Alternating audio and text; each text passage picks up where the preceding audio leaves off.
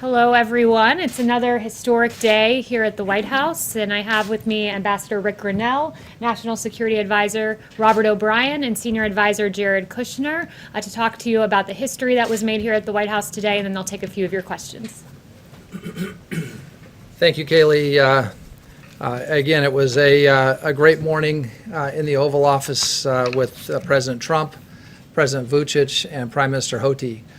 We brought together, through the hard work of great diplomats, primarily led by Rick Grenell, acting at the President's direction, Serbia and Kosovo, and they've normalized their economic relations. The Serbia-Kosovo conflict has gone on for decades. They've been stuck, unable to move forward for many, many years. And the President, some time ago, decided that we needed to try something creative, try something new, break the deadlock, and try to move forward with the peace process with Serbia and Kosovo. To have the Prime Minister of Kosovo and the President of Serbia together in the Oval Office was something, given the history of those two countries and given the history of the United States with respect to Serbia and the conflict in the Balkans, is something that is quite remarkable. And to have this happen just in the shadow, a few days after Jared and I were on the flight from Ben Gurion Airport to Abu Dhabi International Airport, the first commercial flight between Israel and a Gulf Arab state. It shows the sort of momentum that's coming. One of the side benefits of the normalization of economic ties between Serbia and Kosovo was the establishment of diplomatic relations between Kosovo, a majority Muslim state, and the State of Israel. This is now the second time in less than a month that Israel has made peace with and has normalized its ties with a majority Muslim country. It's another really signal accomplishment of President Trump.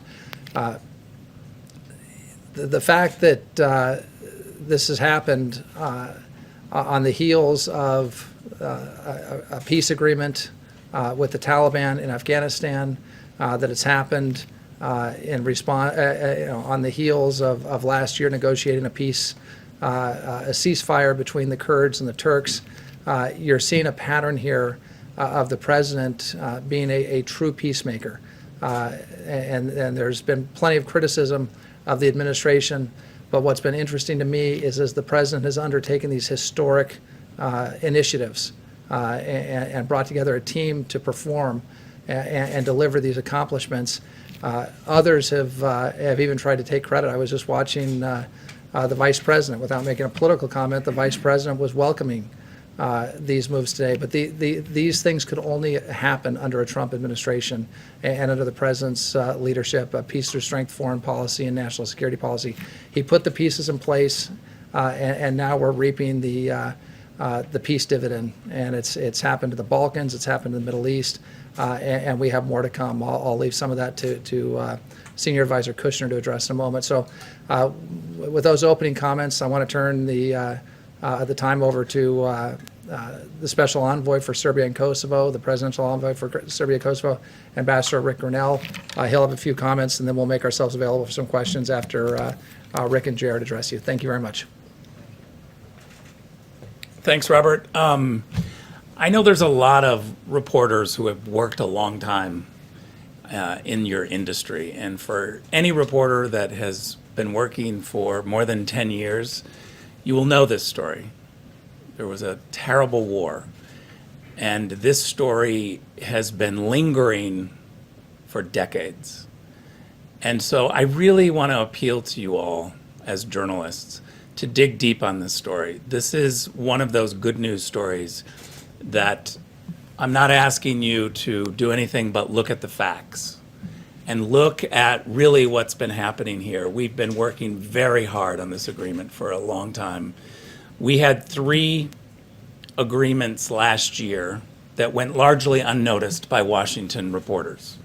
And I just really have to say, I think it's a shame when we talk a lot about symbolism and we don't dig deep on these stories that last 21 years. What we've been able to accomplish here by pushing the two parties together is truly historic. The way that this came about is that the politics were stuck. Everybody knows that. We've been fighting and talking about the same thing for decades. They have been fighting about the same symbolism, words, verbs, adjectives. It's been a nightmare. And what President Trump said to me was, they're fighting politically about everything. Why don't we give it a try to do something different and creative? Why not try to do economics first and let the politics follow the economics? That proved to actually be a formula that they were eager for. No one had been talking to them about this. We have an establishment foreign policy team in Washington, D.C. that literally keeps pounding the same meetings and issues over and over. I'm telling you that the only way that this agreement could have happened is from an outsider. All of the insiders in Washington said, you're not talking about recognition. You're not talking about this symbolic word. And what we tried to do is ignore that. And from an outsider perspective, go in and dig deep. I ask you to look at this agreement and see all of the details that have been hard-fought negotiated that will move both economies and the entire region forward. This is economic normalization. It's a first step. I think the Europeans are going to be very happy. We've been on the phone a couple of times with the National Security Advisor in Germany, the National Security Advisor in France to brief them. We briefed them on the strategy, and we are briefing them again today on the details of this agreement. This is something that I feel very strongly about. It will make Americans safer. It'll make American companies more prosperous. This is a region that's been largely shut out because of a perceived conflict. Whether or not there's been a conflict, there has been a perceived conflict. European businesses and American businesses largely have refused to go in and grow in these areas. Now we will be able to open this up, whether it's in energy, water, construction of roads, railways, mines.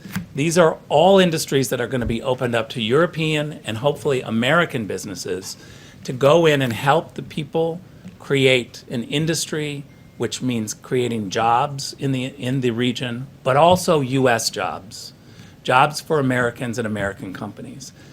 The last thing I'll say before we turn it over to Jared, the people of Serbia and the people of Kosovo are ecstatic about this agreement and are very thankful that there was an outside administration to look at this situation and not do the typical political thing. If we would have done the typical political thing and listened to all of the really smart people at NGOs and think tanks here in Washington, D.C., we would not have this agreement. Take just a quick look at the criticism and the lead up to this of what we should have been talking about and what we weren't talking about. It's all been squarely in the same old political dialogue that was stuck, and I'm really thankful that President Trump challenged us to say, think differently, think from an outsider's perspective, and that was the key to the whole thing. So I really urge you to look at the details and see, and talk to the leaders in Kosovo and Serbia. Ask them how this came about. Ask them how the process went. And I think you'll see that this outsider perspective of doing things differently is what worked. Thank you, Ambassador Grinnell. An incredible job working through this historic agreement, and Ambassador O'Brien. This is just another chapter that this administration has been able to write towards making the world a safer and more peaceful place. President Trump, when he ran for politics, was not a politician. He sees things through a prism that not a lot of politicians look through, which is, how can I truly do things that will make people's lives better, make people find common interests and opportunities, and figure out ways to resolve conflicts that, quite frankly, politicians have allowed to go on for far too long. Today's breakthrough really is historic, and we have had so many historic things this week that we shouldn't be minimizing the significance of all the different things that happened. I started the week with Ambassador O'Brien in Jerusalem, where we met with the Prime Minister, and then took the first ever flight, commercial flight, from Israel to United Arab Emirates. We broke that barrier, which brought a lot of hope to the Middle East. And for the last years, I've been listening to a lot of people tell us in the administration all of the things we were doing wrong while we were looking at this the wrong way. And what the president's done is he's reversed now 20 years of bad foreign policy in the Middle East, where we've allowed our country to get trapped in a lot of these wars that, quite frankly, don't do much for our country. We have to make sure that we're keeping our country safe, and we need to figure out how we can get people in the Middle East and in Europe to get along so that we can spend our resources and our treasure on building up our countries and building up our cities and helping our citizens. And what you've seen through President Trump's first 3.5 years is he's trying to end a lot of these endless wars. He's making peace agreements. He's bringing people together, and he's bringing our troops back home to America while figuring out how to get along with different countries and reducing the foreign threats that we have. Second, this week, obviously, we were in Saudi Arabia, and then Saudi Arabia announced the historic opening of their airspace, which, again, brings people in the Middle East closer together. And then yesterday, Bahrain announced the same thing, that they'll be opening up their airspace, which, again, will allow flights and better commerce and interaction between peoples to happen in the Middle East in a much quicker way. Today, we announced another normalization with Israel, which, quite frankly, a lot of the divide between the anti-Semitism that we have in the world, the terrorism we have in the world, comes from the notion that people are divided, and leaders will exploit divisions and religious differences to try and keep people divided, to cause conflict, often to maintain power for themselves that they mask in an ideological way. This breakthrough, again, brings people closer and shows people in the world that anything is possible if we push for it. And again, fundamentally, President Trump believes that no matter who you are, no matter where you're from, no matter what country you're in, all people want the same thing, which is they want the opportunity to live freely, live better lives, have economic opportunity, and live in peace. And today, again, is another historic step forward that politicians have spoken about for decades but haven't been able to deliver on. And it's another victory for this administration and really for the world. And so I want to give my congratulations to the people of Serbia and the people of Kosovo, and to the people of Europe, and also to the people of Israel, who will reap tremendous benefits from this agreement. So thank you. Ambassador O'Brien, the U.S. government determined that Russians are seeking to, quote, undermine faith in the electoral process by spreading disinformation about the accuracy of voter data for expanded vote by mail. And President Trump has also said that states' voter data is not accurate, and he's telling people to not trust that their mail-in ballots are counted. So is the president helping Russia spread disinformation? Well, I think what we have when it comes to elections and what the intelligence community has made very clear is that first you have China, which has the most massive program to influence the United States politically. You have Iran and you have Russia. These are all three adversary countries that are seeking to disrupt our elections. Some of them prefer Biden. Some people say some of them prefer the president. My position is it doesn't matter what these countries want, that any country that attempts to interfere with free and fair elections in the United States has to be stopped. We've taken unprecedented action. The president has taken unprecedented action in funding the hardening of our election infrastructure, whether it's cyber or otherwise. Obviously, there are tremendous concerns about mail-in ballots. In the news every night, there seems to be another picture of some apartment building in some city with thousands of ballots stacked up in the foyer of the apartment building, or that sort of thing. So I think there are concerns about mail-in ballots. I think that those concerns are very different than being concerned about foreign adversaries trying to influence our elections. And we've made it a red line. We've made it very clear to the Chinese, to the Russians, to the Iranians, and others that haven't been publicly disclosed, that anyone who tries to anyone that attempts to interfere with American elections will face extraordinary consequences. But Russia sent a Ambassador O'Brien, a question on Serbia and Kosovo, then I just have a follow-up on that. In terms of the two parties agreeing to freeze the recognition and de-recognition campaigns, how long will that last, and how important is it to the administration that Serbia recognize Kosovo's independence? So I think it's a year freeze.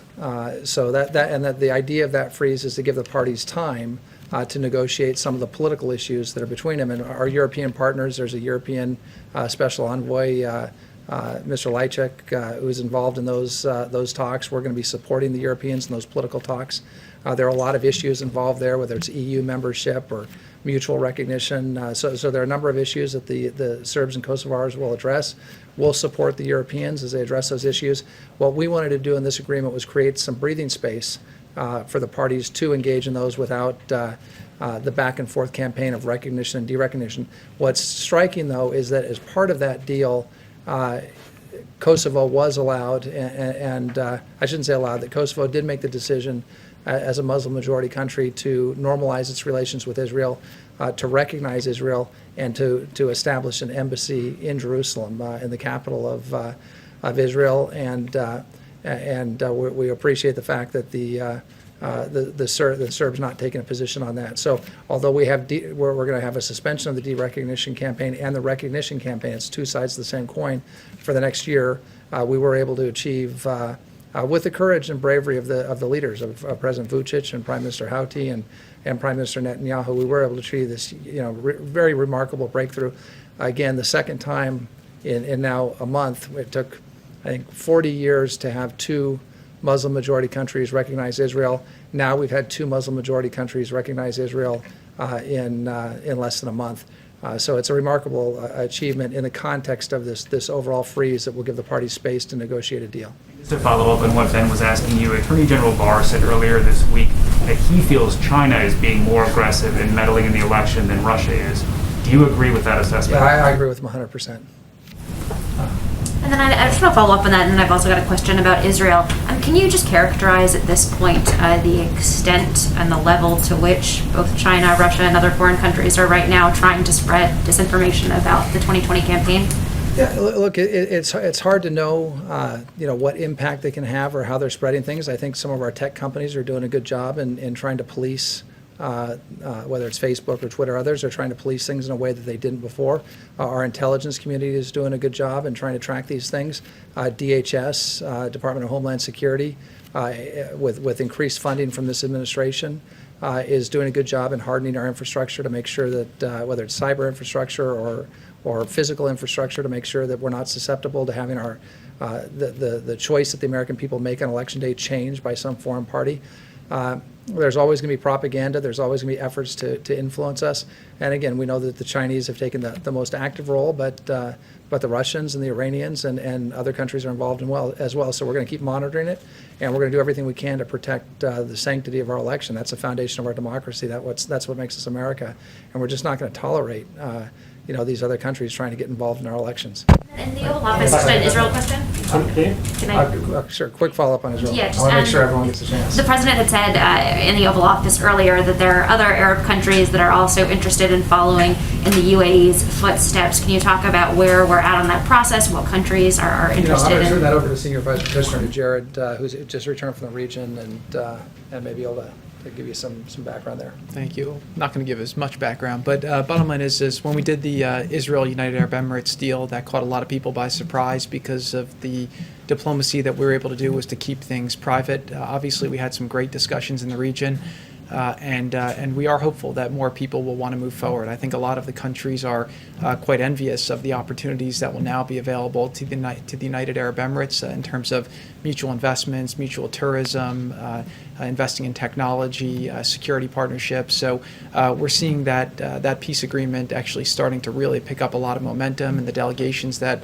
traveled with Ambassador O'Brien and myself had very, very fruitful discussions. I think both sides were surprised to see the eagerness of the other side to move forward, and the level of getting agreements adjudicated and completed is happening much quicker than people thought. Other countries, again, see the benefits of having a Middle East and that's united. And if you look at what President Trump did on his first foreign trip, he went to Saudi Arabia and he outlined very clearly what his strategy was going to be, what he saw as the challenges. And again, if you just go from that snapshot to now, 3.5 years later, you have a Middle East where ISIS is defeated, Iran has been significantly rolled back, the proxies that they've been funding that have been spreading terror and instability throughout the region are much shorter on cash than they were before. He's brought the different sides together. And, one story that I think doesn't get enough attention is the fact that in the last election, a lot of what we were talking about was the spread of extremism through the internet, and then also the funding of terror groups. And President Trump on that first trip set up 2 different organizations in Saudi Arabia. One was the Counter-Terror Finance Organization that unified a lot of the Middle Eastern systems with our Treasury Department, and we got more transparency than we've ever had. That significantly reduced the amount of funding that's gone to terror groups over the last 3.5 years. The next thing we set up was the Counter Extremism Center, which has been fighting the ideological battle online and has been making really a tremendous amount of progress towards reducing the misinformation that's been used to pervert a lot of the youth. So we're seeing a lot of progress in the Middle East, and I think a lot of countries at this point see it as an inevitability that they're going to have normal relations with Israel, and that in order for people to live better lives, it's not dissimilar to Serbia and Kosovo, where their leaders are coming together to realize that while there are differences, human beings want to get together, they want to have better lives and opportunity, and the more that the leaders in the Middle East, put old differences behind, they're creating a new opportunity for a new Middle East and a bright future where people can live securely, practice whatever religion they choose, respect each other, and have economic opportunity, which is critical towards people, seeing a pathway to a better life. Thank you. This is actually for Jared. With 2 questions, I'll just combine them to make this easier. With the election coming up in 2 months, I'm curious as to how you feel about what you've accomplished so far, but whether or not you feel pressure to get more done before November. And secondly, because I know you would have been part of these conversations at the time, I do want to ask you about that Atlantic report that we saw today, and how in a 2018 planning meeting for a military parade, the president reportedly said he didn't want amputees there. He said nobody wants to see that. Have any of you, but particularly you, ever heard the president talk like that? The answer is no. Look, what I find in Washington is strange is sometimes you'll have a couple unnamed sources, and then the media treats that as a panacea. And then you'll have 10 people on the record saying it didn't happen, and you give no credence to that. That does not represent the way that I've seen the president conduct himself. He has tremendous respect for the military, for our veterans. He's, again, the media tries to ascribe a different way, but you have to look at his actions, and I think his actions have been incredible towards supporting the military, strengthening the military, and strengthening our veterans. But with regards to your question on timing, look, deals happen when deals are ready, and I do think that you can't just come in, wave a magic wand, and make impossible deals happen, right? People describe peace in the Middle East as something that's it's less a deal than more of a saying for what is impossible, and it's taken a lot of building blocks that had to be moved, a lot of untraditional moves. When the president moved the embassy to Jerusalem, when he recognized the Golan Heights, when he got out of the Iran deal, when we did our economic conference in Bahrain. It's probably 50 decisions that the president's made that allowed him to create a different course. And each one along the way, you've had people like the magazine you mentioned before criticizing his foreign policy, saying it wasn't strategic, it didn't have a plan. But again, he's not a traditional Washington person, and the traditional Washington people have a track record of creating those wars that we have sent our soldiers to, that have led to a lot of them getting killed or hurt. And President Trump's been ending those wars and bringing his soldiers back home. And so I would say deals happen when deals are ready. And the deal that you saw last week had nothing to do with the election. It had everything to do with the fact that it's time for the president to start harvesting some of the accomplishments that he spent years building the foundation in order to achieve. And what I would say too is that if you look at the world, foreign policy is a big chess game, and you have a lot of pieces all over the board in different places. And the president's been masterful with the way that he's built different relationships, taken some pieces off the board, created different issues in other places. And I think that he set the board up very, very well now to have continued successes in the years ahead. So obviously the voters will decide whether they give President Trump 4 more years, but if they do give him 4 more years, I think you'll see that Iran is in a much weaker position than they were 4 years ago.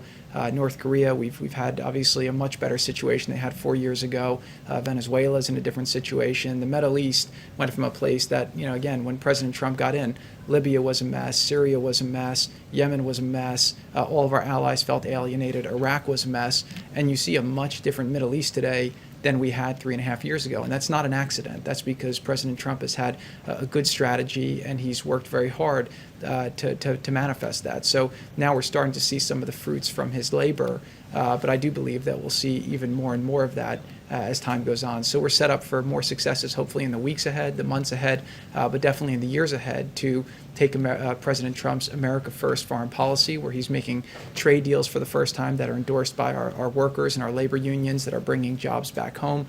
He's representing our farmers, he's representing our ranchers, he's representing our manufacturers. And he's also ending these endless wars and figuring out how to bring our soldiers home and fighting the threats from overseas so that Americans can prosper here at home.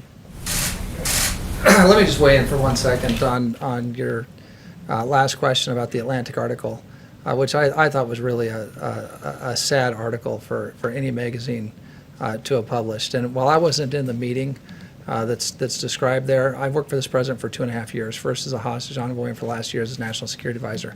In both those jobs, I've had to meet extensively with the president on military issues, whether it's a hostage rescue mission or how we're going to deploy our troops around the world. Look, in my current job, I have the sad duty of having to call him sometimes in the middle of the night if we lose a soldier, sailor, airman, or Marine in combat, which fortunately hasn't happened since February, or in a training accident. We've had some of those recently. And I can tell you how hard those calls are for me to make, but also for the president to receive. I've spent a bunch of time with the president on numerous trips to Dover, and seeing how he's been with the families of our fallen heroes for those dignified transfers.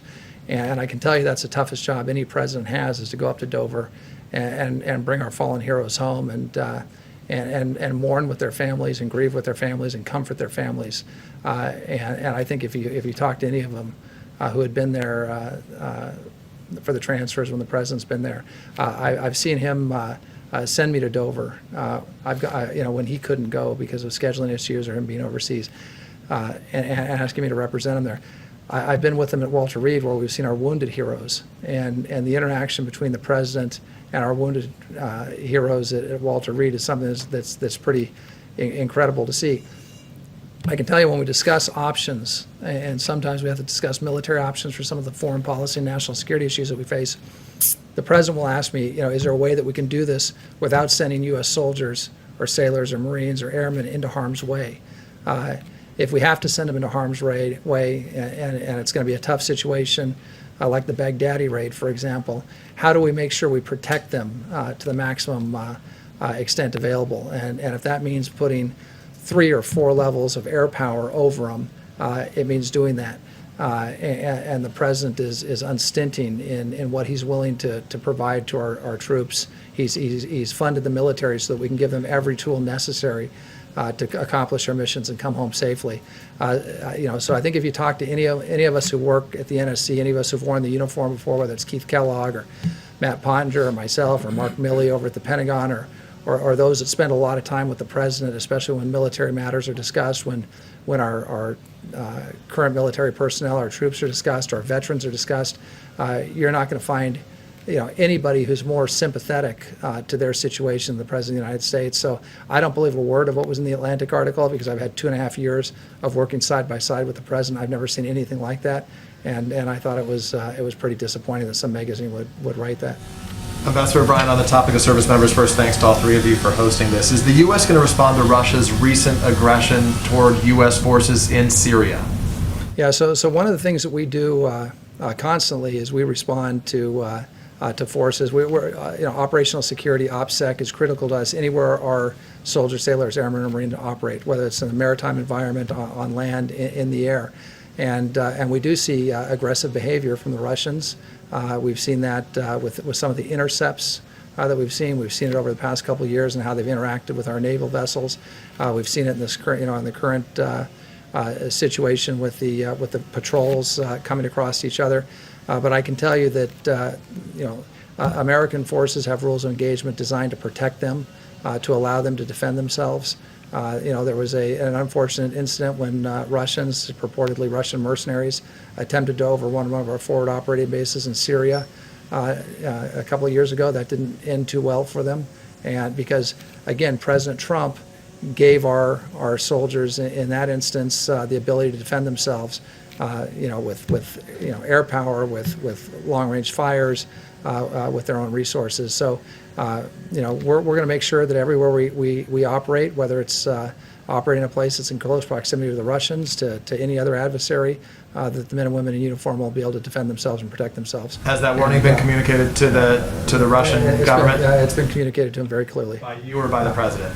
It's been communicated at the appropriate level. And to whom was it in Russia specifically? I'm not going to get into those details because we want to have those channels open, but they've received a very strong message. Thank you. Thanks, Ambassador O'Brien. I wanted to follow with a couple on China.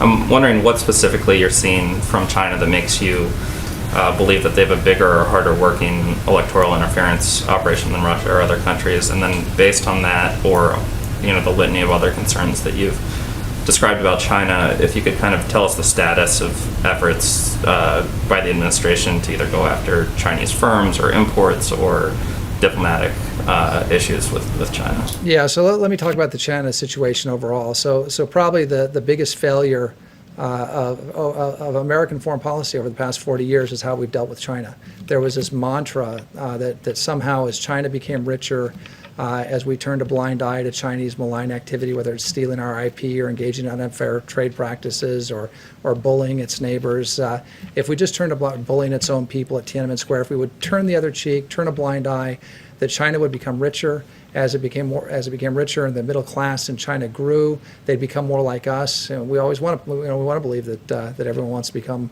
like us, that they become more Western, more democratic. In fact, all the opposite occurred. China's human rights violations have gotten worse and worse over the years, whether it's the Uyghurs or religious minorities or their neighbors, the people who enjoyed democracy in Hong Kong until just recently, the bullying of Taiwan.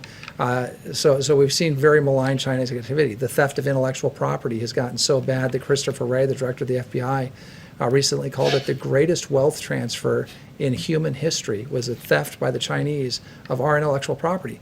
Now, that's not just an abstract concept, okay? That's sweat equity. That's American innovators. That's people that have put their whole life into dreams. People who've invented things in their garages. People who've built companies. Who've done everything they can to create an idea and turn an idea into reality. And then what happens? That idea gets stolen by China, and it's not just that they've lost the economic value of their innovation or of their method of doing business. The Chinese have taken it, sometimes using slave labor, but using cheaper labor, often manufacture products that compete at a lower price, and then put the original person who invented the technology out of business, and then kill the industry for the United States, and whole industries go to China, whole manufacturing plants go to China. I mean, it's been really astounding. Chris Wray said that, also said that the FBI is opening a new espionage case against the Chinese every 10 hours. I mean, the scope of Chinese activity against the United States is relentless. We've never seen anything like it. It was nothing like this in the Cold War with the Soviets. So this president, President Trump, stood up to the Chinese for the first time in 40 years. He put tariffs on the Chinese.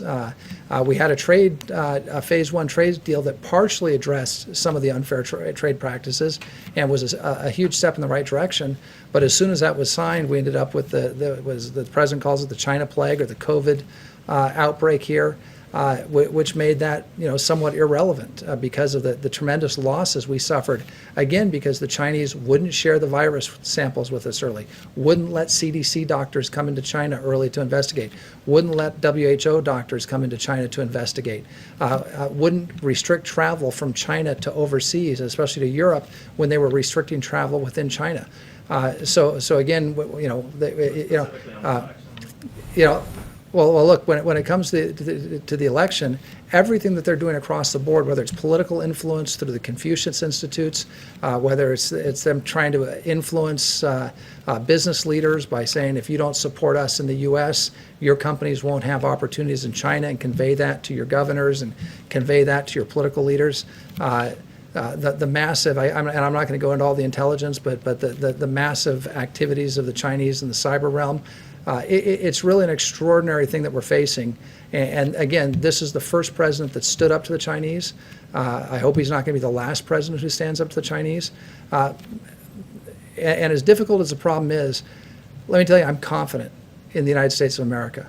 I believe at the end of the day, we're going to prevail. We've got a peace through strength foreign policy, finally, that we've been missing for some time now. We're investing in our defense. We're taking strong action on the diplomatic front against the Chinese. We're taking strong action on the trade front. We're protecting our intellectual property. We're not going to, we've called out the Communist Chinese Party. We're taking strong action and have massive sanctions on the Chinese for the first time because of their treatment of the Uyghurs or their treatment of Democrats in Hong Kong. I think at the end of the day, our allies are going to follow us, which you've seen happening with 5G and Huawei. And we're seeing many countries, including our closest allies, turning away from the Chinese, turning away from Huawei, and going with trusted providers on 5G.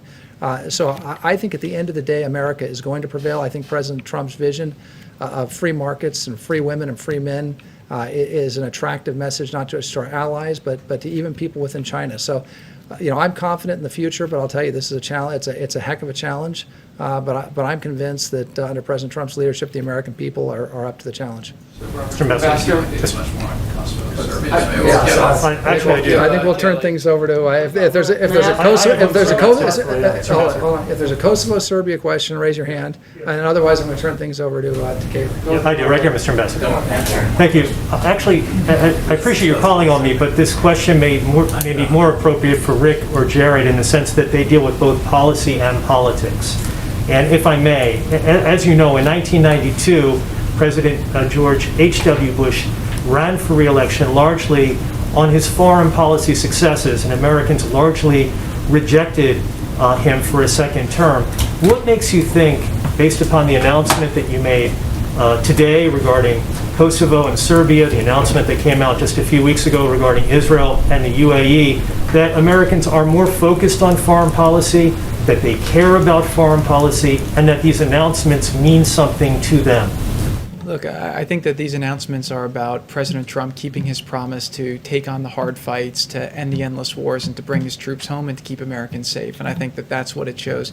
It also shows that President Trump has a track record of continuing to get things done. He really has a great track record for success. Our economy was going great until obviously the virus hit. We did a dip. People predicted we'd be down to 25% unemployment and that we wouldn't get to single digits unemployment until early next year. And obviously we had a great jobs report that came out today, and we have more coming. So the answer is people will vote for whoever they think will make their lives better. President Trump just happens to be doing a great job at foreign policy, delivering a lot of wins that had previously plagued the last administrations, and quite frankly, the last administrations that had a lot of mistakes and a lot of adventurism that got us into these tough situations in these regions. And today's agreement and all the success this week just shows again that President Trump is getting things done and keeping Americans safe and keeping his promise to the American people. So, but he's not running on his foreign policy. He's running on his track record as the president who built the greatest economy in our country, and somebody who's going to keep Americans safe and continue to get things done for him. Question for Ambassador Grinnell. Another follow-up question for Kosovo, please. Ambassador Grinnell, clearly you were effective here as the special envoy to these talks between Serbia and Kosovo. But I wanted to ask you about another initiative you led. Last year, you kicked off the Trump administration push to decriminalize homosexuality. Yeah, I'm going to just talk about Kosovo and Serbia. I don't know if you can find it on a map, but this is atrocious. I have to tell you guys, you might be too young to understand what this issue is about. Maybe the older journalists should step up and say, this is a big deal. This is a big issue. I'm astounded at what happens in Washington, D.C., and especially in this room. I got to tell you, get substantive. Maybe it's too complicated of an issue for you all. Rick, respectfully, this is the first time we've had the opportunity to speak with these individuals. so Okay, we but have today's about questions to Kosovo and address. Serbia. Let's take a little time and talk about this 21-year issue, Peter. I mean, 21-year issue, we're getting the same questions that are all politics. You guys don't understand what's happening outside of Washington, D.C. People aren't listening to you anymore. It's really a crisis in journalism. And I think it's because people are too young to understand issues like Kosovo and Serbia. Can I ask How about a question substantive to you, question? please? I don't think any of us came here for a lecture about our questioning. Okay, well, I didn't come But the here question to I not would like talk to about ask anything you, about Kosovo the and question Serbia. I would like to ask you is it accurate to say that it's full economic normalization? There was some ambiguity as to whether that is what the deal is about. And What do you mean by full? well, that's the question for you. No, it's a question for you. What's your definition of full? This is economic normalization for whatever the two parties could bring together. A whole bunch on rail, a whole bunch on water, a whole bunch on different industries. So more accurate to say working towards economic normalization, is that fair? No, I think it's incredible economic normalization. Air, rail, motor, opening borders, a whole bunch of industries. So again, I don't know what's missing, and I defer to you to say wasn't the one who negotiated what's it. outside of economic normalization that's not included here. You tell me. Genuinely asking so that we can write our stories accurately. Yeah. Do we say that they I would have say it's achieved an economic normalization normalization. deal? It's And changed then- from, a few months ago when they pulled down the tariffs to today. What is the substantive Have you read difference? the agreement? You haven't put the agreement out. It's up. A whole bunch has changed since the dropping of the tariffs. The tariffs were the political sticking point of why we couldn't have the parties come together. The Serb side was not going to even start negotiations when there's a 100% tariff from the Kosovars. What's the substantive thing that changed today?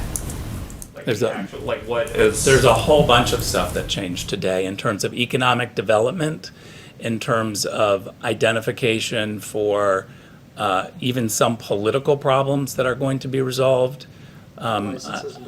I would really refer you to look at the entire agreement. One sticking point that has been for a long time something that the two sides couldn't agree on was the recognition of diplomas. If you were trained as a nurse in Serbia and your degree was from a Serbian university, you couldn't get a job in Kosovo because you weren't qualified. You didn't have the proper certificate. That now with this agreement goes away. I think that's economic normalization for people who have certificates in dental hygiene, in pharmacies, in pharmaceutical experts.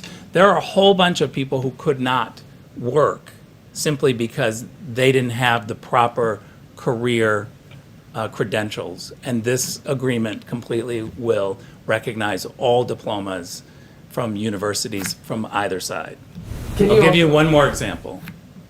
American companies were telling us they were pulling out, like rental car companies. Because if you rented a car in Kosovo, you couldn't drive over the border. You couldn't leave. So people who were wanting to go for tourist purposes or to visit the region or to try to do business deals, they couldn't actually leave with that rental car. And so we had American businesses beginning to pull back to say it just doesn't make sense. The Europeans were complaining just as much. There was a perceived conflict. And I think what we have now with this historic air agreement, rail agreement, motor agreement, all of the things that they've committed to implement will create normalized commerce. And that is something that has never been tried. We have been stuck on literally verbs and symbolism in terms of negotiations on the politics. And we're going to try something new. The president of Serbia said today to local reporters that, I can read the quote, "We have made a bilateral agreement with the U.S., not Kosovo." Can you clarify what that means? Yeah, well, first of all, I would never try to clarify what President Vučić means when he's talking to the Serbian press.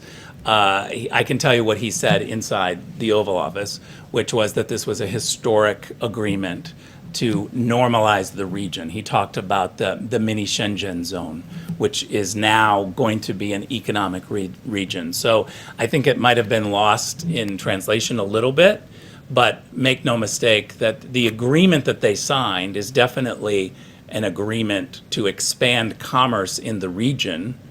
And there's no question that when you look at diplomas, for instance, or the one-year freeze on the recognition and derecognition, on even the rail agreement, there's a U.S. Department of Energy study that will take place on a lake that is largely in Kosovo. A portion is in Serbia. We're going to do a feasibility study to figure out what kind of jobs can be created in around the water. There's no question that that's a shared agreement. Did they sign an agreement with each other, or did they sign an agreement with the United States? They signed an agreement to work with each other. They didn't. They did not sign with the United States. We're not a signature. President Trump signed something. We watched him. Yeah, correct. What did he sign? What did he sign? He signed a, how would you describe it, basically a letter acknowledging that they are going to work together and do this agreement. Maybe it's easiest to ask this way. Can you just lay out very specifically what each gentleman signed today? What was that? They both signed agreements to work together to normalize their economic and commerce relationship. The agreements are not the same, right? For both They sides. are 99.9% the same, but of course there's one point that's different at the very bottom, which is that Serbia is going to move its embassy by July of next year. That's on the Serbian agreement. And for Kosovo, their last point, everything is identical to the last point. The last point for Kosovo is that they have a mutual recognition with Israel. And the infamous item 10 they were mentioning yesterday, that's taken out, right? I mean, that's what President Vučić was saying today. Yeah, first of all, it's wrong to say that that was item 10. None of these were numbered. So I don't know where that came from. They just called it. When we were negotiating, there were a whole bunch of issues on the table. A lot of things were changed and edited, as you can imagine, in negotiations that this does. For someone to leak a partial sentence and pretend like this was the entire agreement, I think is typical politics. But nothing was numbered, certainly wasn't number 10, and nothing is agreed to until everything is agreed to. So something leaked out in terms of negotiation, but it was partial, and I think it was highlighted in a way that gave a false impression. Can I just ask one more thing? Maybe it's semantics, but we have been having this dilemma for quite a while now. When you say Shenzhen, do you think Shenzhen as in China's province, or Schengen like in Europe? Because we couldn't figure it out. Europe. So just to clarify, what did President Trump sign? So we're not a party to the agreement. And I guess this is super important to remember, is that we didn't come, and there's a whole bunch of conspiracy theories out there about what we were coming to the table with. We were not forcing the two parties to do anything. This was a real chance for the two parties to talk. We didn't have any grand scheme. We didn't have any absolute demands. We certainly didn't have, I don't even want to say the word of what some conspiracy theorists say about past agreements with land. It was never discussed in my presence. What the two parties did was agree to move forward economically. What President Trump signed is as a witness to say this is a great agreement and the United States is happy for it, right? Would you Supports it, yeah. Is that normal? The EU has tried and failed for the past 10 years to accomplish what your team is celebrating today. How confident, candidly, all of you, how confident are you that leadership in the EU, leadership around the world is looking at this as a template for success?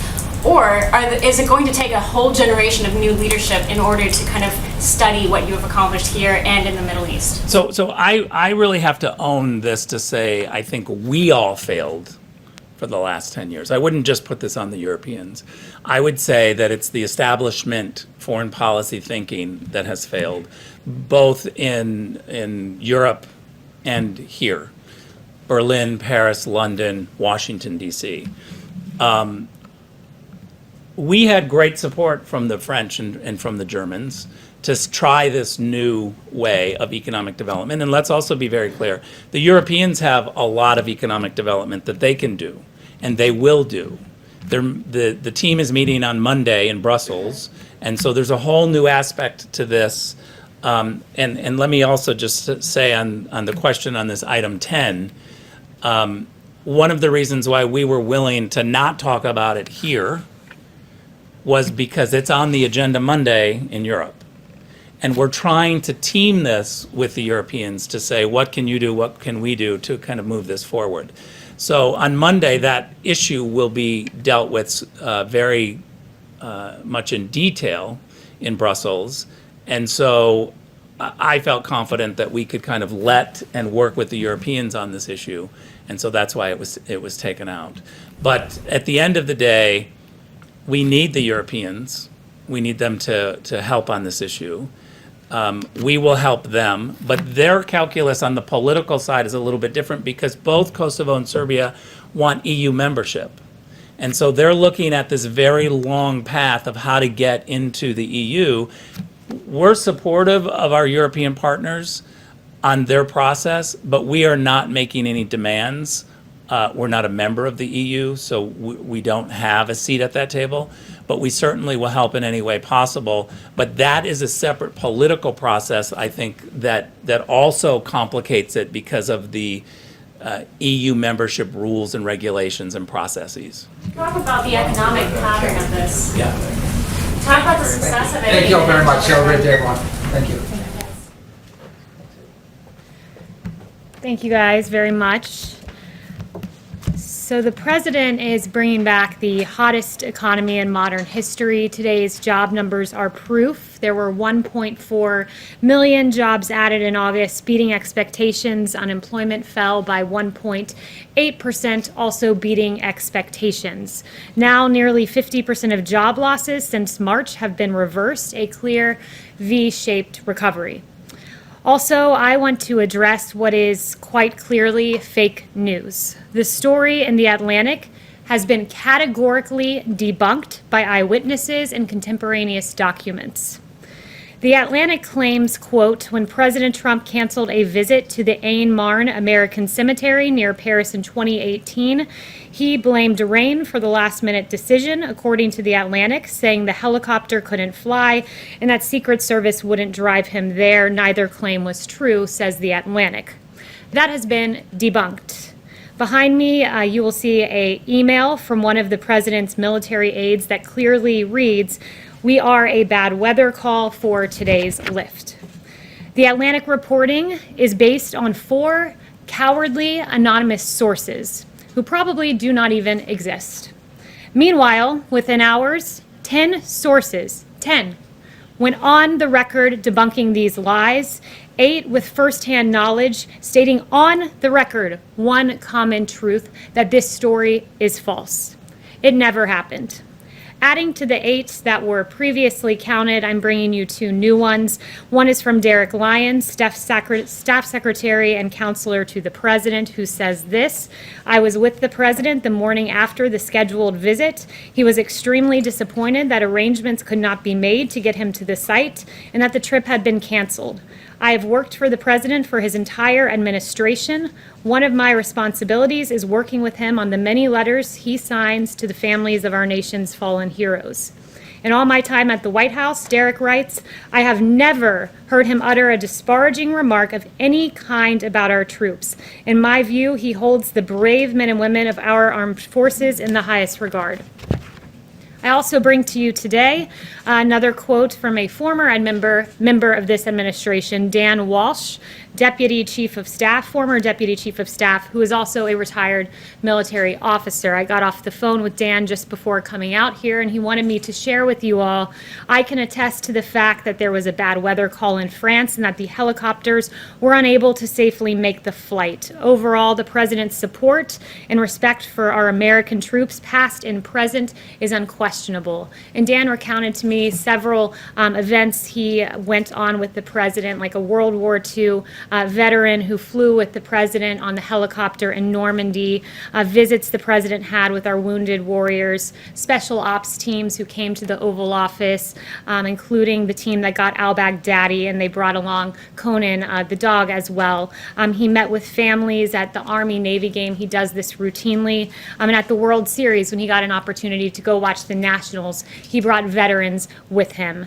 And I can tell you from what I've seen from this President, I have heard him describe his visits to Walter Reed in detail, and the angst he has had and the compassion he has had and the hurt he has had viewing these warriors who have been absolutely injured in the line of duty and are courageous heroes. And I've heard him recount how meaningful those visits are. I've also seen him just a day before this article came up talk about there was rain and lightning popping around, and he said, I want to go out there and I want to talk to our World War II veterans. This is America's greatest generation, and the President holds them in the highest of regards. So why would a publication abandon all journalistic integrity and publish this story?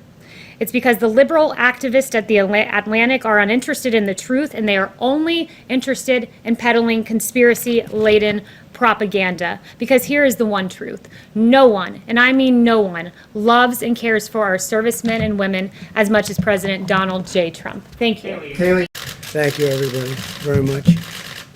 Thank you.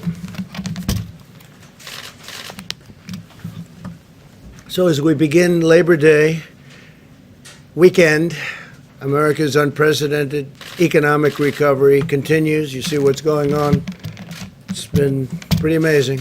The United States economy added today, announced this morning, 1.4 million jobs last month, bringing the total to over 10.6 million jobs created in just 4 months. That's a record by far.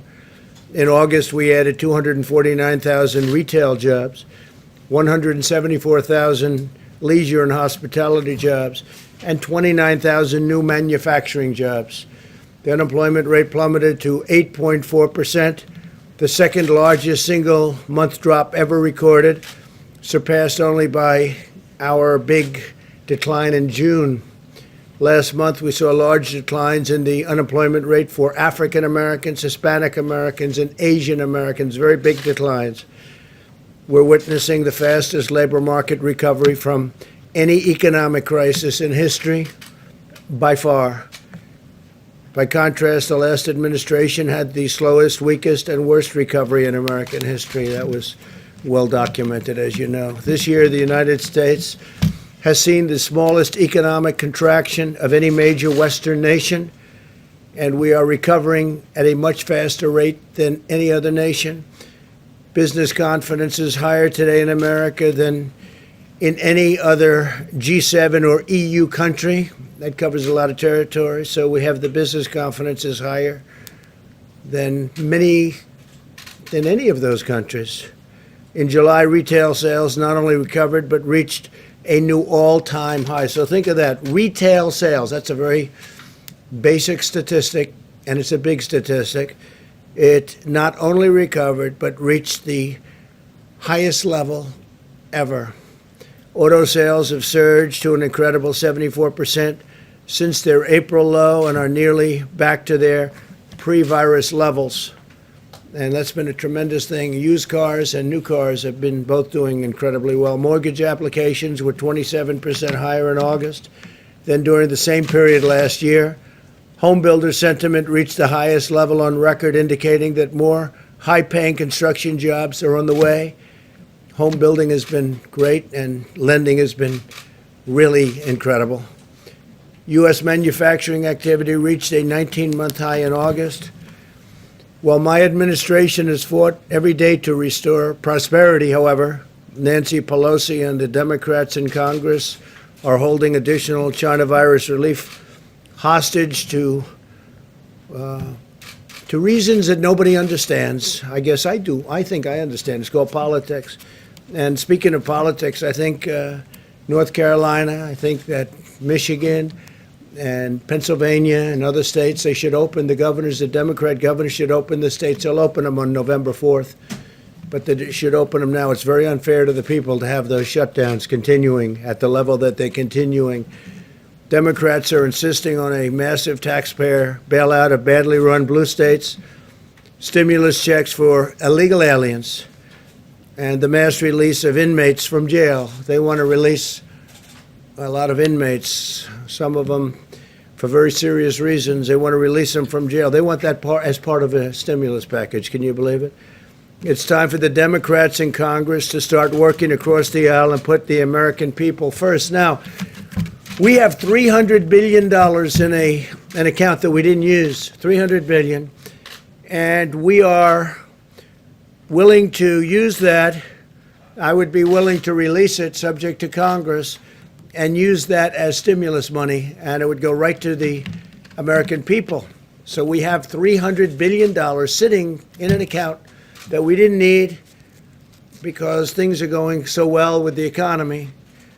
But it would be a very appropriate thing to release that to the American people, and I am willing to do it. All we need is a sign-off. But that doesn't mean that we're going to release prisoners, some very vicious people, actually. We're not going to put them on the streets like the Democrats want us to.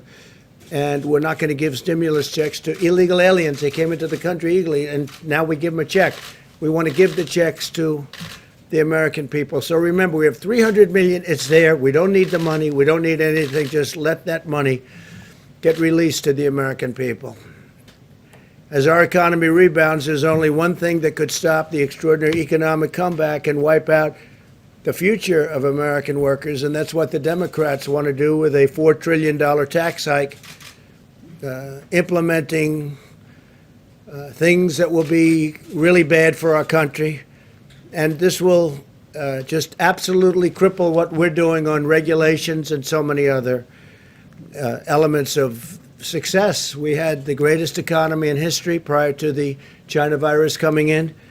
Now they want to stop regulations. They want to bring up regulations to a level, stop the things that we're doing, which are at a much smaller level, and bring up regulations at a level that nobody's ever seen before. They want to do things that will make it impossible for any economy to grow. They want to ban fracking. And as you saw, ban, and all of a sudden he sees his polls going down, and now he says, well, I was only talking about not maybe banning fracking, but he wants to ban fracking. And it doesn't matter what he wants to ban. The people that control him want to ban fracking. And whether it's Pennsylvania, Texas, Oklahoma, North Dakota, so many other states, you can't ban fracking. That would be a disaster. Ohio want to abolish American energy. I mean, that's what's going to happen. Adopt disastrous trade deals and inflict a devastating shutdown. As you know, he said we want to shut it down. We would be willing to shut it down. And you don't shut down when we're setting records. And by the way, we're rounding the corner. We're rounding the corner on the virus. Joe Biden's blanket shutdown would collapse our economy, would cause countless deaths from suicide, drug, alcohol abuse, heart disease, and more. You know, shutdowns cause a lot of problems, a lot of very serious problems, more so than the virus itself. Biden's plan is not a solution. It's a virtual surrender. And our country is doing so well. We're starting to do so well. I think we're going to have a great third quarter. I mean, you're going to see for yourself because the numbers will be announced sometime prior to the election on November 3rd. And as you know, Joe spent his entire career sending American jobs to China and other far away countries. For 47 years, people were pillaging our country, taking our jobs, taking our companies. And that's never going to change with that mindset and with that group. Biden is not going to be standing up to these foreign countries. He's not going to be standing up, maybe more importantly, to the people that run the Democrat Party. He doesn't have the strength to do that. He refuses even to condemn Antifa, a bad group, a far-left domestic terrorist organization. He doesn't want to say anything bad about it. His plan to appease the domestic terrorists is the exact opposite of what I'm doing. And I think you saw that last night. Yesterday, the U.S. Marshals, we sent them in, U.S. Marshals. We were waiting for local government to take care of it, but they didn't do that, so the U.S. Marshals went in, law enforcement. They took down the Antifa member who murdered a man in the middle of a street in Portland. The suspect was killed after drawing a weapon when officers attempted to take him into custody. They wanted to take him in. The U.S. Marshals, credible people. So I want to thank them for their strength, their bravery, and I really do wish that the mayor of Portland and the governor of Oregon would get going and stop the crime in that city. It'd be so easy to do. Well, we're focused on creating good-paying jobs. The radical left is focused on unleashing really violent mobs, and you see that whether you're conservative or liberal, Republican, Democrat, or independent, we must all agree the need for peace and order and safety. Under my administration, law enforcement is conducting arrests nationwide of rioters, looters, and domestic terrorists. The reasons we didn't put Chicago into our list, where we're holding back funds from some of these states and cities that are doing such a poor job, such an incompetent job, a job that nobody can even imagine how bad. And we're holding it back until they get their act together. And we are having a lot of people in Chicago right now, and you notice that their numbers are going down rapidly. But we've deployed a lot of federal law enforcement inside of Chicago, and they're taking out quite a few people. And they're being arrested, they're being put in jail, and that's why you see those numbers going down. That's why you see that, with respect to the mayor, we did not hold back funds in Chicago. But New York is experiencing a tremendous crime wave, in some cases up over 300%, and they have to do something quickly. We just spoke to Mayor Bowser, and she's willing to do whatever is necessary. We had a very good talk with her. That's in D.C., and the other places, they speak for themselves. We're working with the state and local authorities to comb through hours of videotape, identify and arrest suspects, and prosecute lawbreakers. We've already got over 300 in jail, and we have tremendous evidence, and I want to thank the media for helping us out, because they're taking different angles. We have it from every different angle. You can't probably have any better than what we've got. We see it from the sky and the ground, and from the right and from the left. So when they say they didn't do it, we say, well, what's this? So we get that from the media free of charge. Under Operation Legend, we've surged federal law enforcement to cities plagued by violent crime. The initiative has already resulted in tremendous success, and nationwide, we have over 2,000 arrests, and we don't talk about it too much, but now we might as well. So we've arrested over 2,000 criminals. They're criminals. And in a single month, murder rate in Chicago, as you know, and as I said, it was cut in half, actually. So on the China virus front, the nations of Europe have experienced a 38% greater excess mortality than the United States. 38% more greater excess mortality than the United States. A lot of you don't want to report that.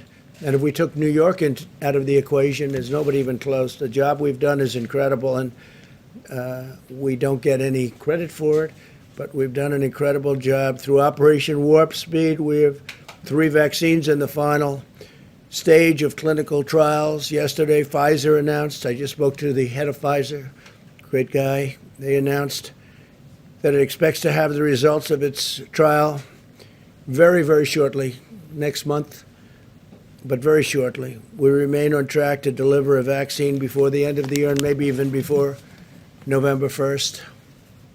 We think we can probably have it sometime during the month of October. And Pfizer is among the leaders, as you know, and it's a great company. Johnson & Johnson also doing very well. Moderna, We have some really great companies. They're all doing very well. They're all in final stages. And I think you're going to see results that are shockingly good.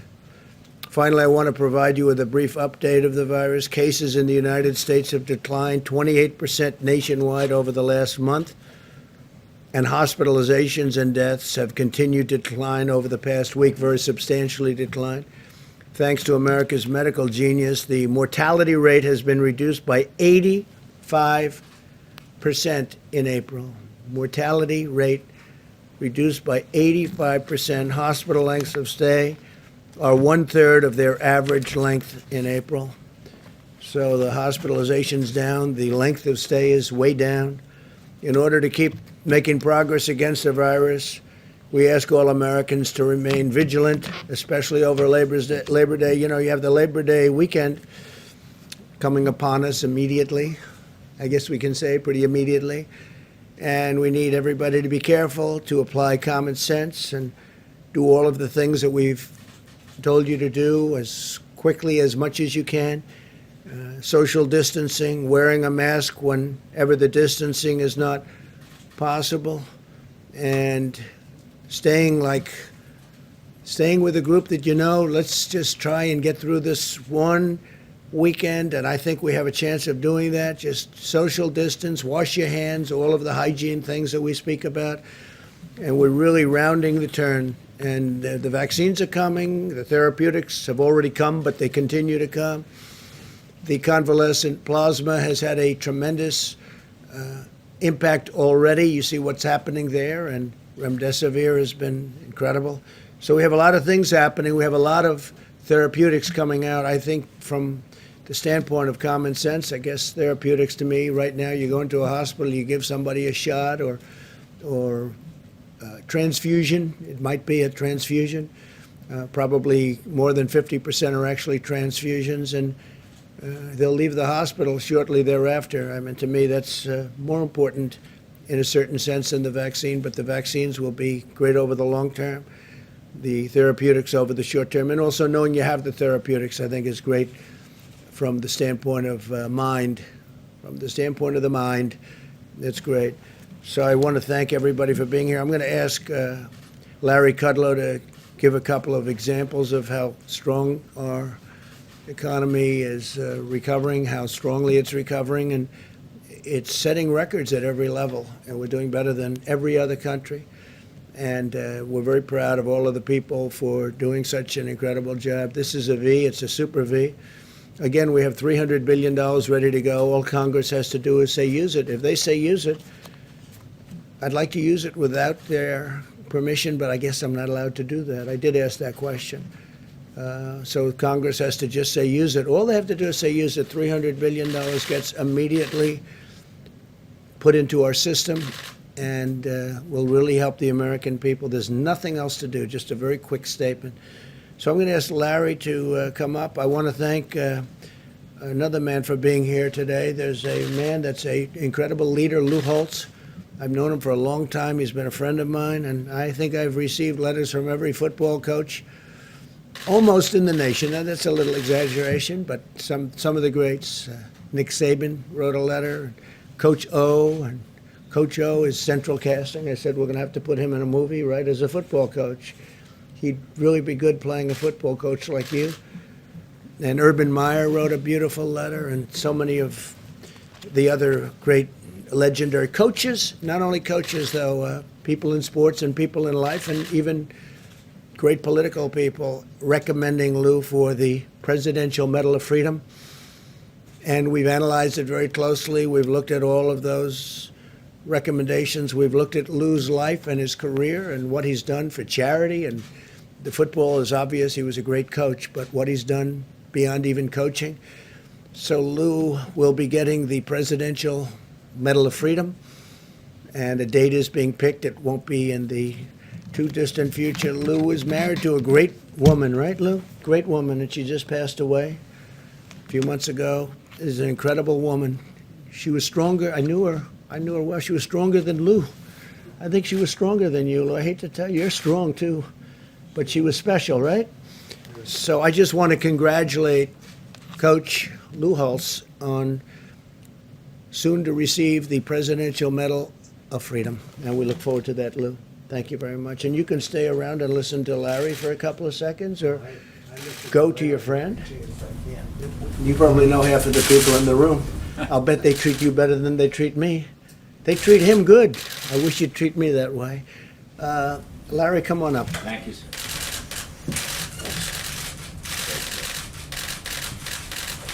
Thanks, sir. Appreciate it. Again, Coach, many congrats. Many, many congrats. Just to underscore the President's assessment of the economy, very strong jobs report today, 8.4% unemployment rate, 1.4 million payrolls increased, but I want to add 3.8 million increase in the important household survey, which aims at small businesses particularly, and from which the unemployment is calculated. In the past 4 months, we've generated a 10.6 million increase in payrolls and a 14 million increase in households. So we've restored basically half of the jobs that were lost in the pandemic contraction. Today's report also included the lower wage industries and minority groups across the board. The diffusion index was a whopping 69%. So these gains are very, very broad-based. There's still too many people out. There's still too much hardship, still too many unemployed. And we're working on that, and we're moving in the right direction. And that's why today's numbers are encouraging and optimistic. Now, other areas that the President mentioned, just to underscore, we are in a housing boom. There can be no disagreement about that. Sales, mortgage applications, prices, home starts up 23% annually in July. We're in a car boom, automobile boom. We've gone from 8.7 million in sales to 15.2 million in sales in the recent 4 months. It's a big jump. As the President mentioned, the leading indicator of that is used car sales and prices. The manufacturing indexes are very strong. This recovery includes manufacturing. The ISM's running in the high 50s. The new order index is at 68. Production index is 63. We had a manufacturing report for durables, core durables. Over the past 3 months, orders up 35%, shipments up 35%. So these are very strong numbers. New business applications from 25,000 to 66,000. It's a 160% gain through August. And as the President referred, consumer spending is booming. We're up 84% annually over the past 3 months. My view, of course, we are in a V-shaped recovery. It is a self-sustaining recovery. High demand, increased production and manufacturing, along with decline in inventories, will give us a tremendous momentum going into the second half of the year. I still reckon that the third quarter will be at least 20% growth. The Atlanta Fed's GDP Now index is close to 30%. I think 20% is a good number. I think the whole second half and next year, provided that economic policies remain pro-growth. And I just want to mention one thing on the policy front. I simply don't understand the other side wanting a $4 trillion tax increase after a deep pandemic contraction. And on this point, I believe vast majority of economists, I don't care if you're a Keynesian, demand sider, supply sider, you just don't raise taxes by this amount or by any amount really, but $4 trillion, really picking the pockets of taxpayers who are returning to work now and need all the resources they can get. You just don't do it. The profession should be have a complete consensus on that. And so I'm quite surprised, and I think that is a potential obstacle, and people are beginning to speak about that. But all I can say is, factually, the numbers are coming in very positively. There's a lot of optimism going on. More work to be done, but we're rolling in the right direction, sir. Thank you. Appreciate it. Okay, please. Thank you, President Trump. If I could first ask a clarifying question about the $300 billion. Yeah. You've ruled out doing that unilaterally. You're going to wait for Congress to repurpose it for stimulus checks. Yeah, what about it? Oh, is that correct? You're waiting for Well, Congress? there's a theory that I can do it without the approval, but I'd rather get the approval so that we have it. But there's a theory I could take the $300 billion. It's money that we have, money that we've built up, and money that we haven't spent. And I would love to give it to the American people as a very powerful stimulus. So, yeah, I think there is a theory that I could do it without having to go back, but I think it would be appropriate to go back, and I would ask Congress to approve it. It's a very simple approval. Literally, it's a one-sentence approval. And the Democrats should do that. The Republicans will do that. They'd be glad to do that. So we'll see whether or not they do it. Okay? Please, in the back. Mr. President, our editor-in-chief, John Solomon, had an exclusive interview with the head of the Delaware Fraternal Order of Police chapter. He said that they were going to endorse you instead of their native son, Joe Biden. I'd like your response, as well as the National Organization of the Fraternal Order of Police is endorsing you as well. Well, I'm honored that Delaware, because I don't see Biden anywhere but Delaware. And I like Delaware too. But to have the law enforcement in Delaware give their endorsement to me is really a great honor. It just shows you how pathetic the Democrats are when it comes to crime, when it comes to law and order. So would you please extend my very great thanks? It's a great honor to get it from Delaware law enforcement. We've gotten it from almost all law enforcement, but that's because every time I see Biden speak, it says Delaware, Delaware, Delaware. He never leaves. I'm all over the country. I'm all over the place. Yeah, please. Go ahead. Did you have? Yeah, go ahead, Jim. Thanks, Mr. President. Germany has said that Alexei Navalny, the Russian opposition leader, was poisoned. What do you think should be done to Russia about that? What is your message to Russia about that? And how should the international community and the United States respond? Well, I think we have to look at it very seriously if it's the case, and I think we will. There's nobody been tougher in Russia than I have. We get along. I get along with almost all countries. I get along with North Korea. Remember, we're supposed to be going to war with North Korea. If Hillary got elected, you'd be at war right now with North Korea. That would be a very messy war, a very bad war. Many millions of people would be killed. In the meantime, we've gotten along with them. We didn't get to war. Everyone said that if I was elected, I'd be at war in 1 week. It's been just the opposite.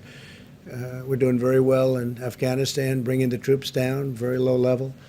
And other things are happening very interestingly. We have a great peace deal going on in the Middle East, actually, with UAE and Israel, and that's been received like probably very few things that many people have done. It's been very well received. And we'll be having other countries announcing soon. They're joining that, and you're going to have a lot of countries in that. A lot of countries are saying, hey, why didn't you bring us in right from the beginning? They would have loved to have been there, but they want to be in. So we're doing a lot of things. I think that I was the one that alerted the United States and the world, Nord Stream 2. I said, why is Germany spending billions and billions of dollars to Russia to get their energy from Russia, and then we're supposed to protect Germany from Russia? What's that all about? And the sanctions and everything else. At the same time with Russia, we're right now negotiating a nuclear non-proliferation treaty, which is very important.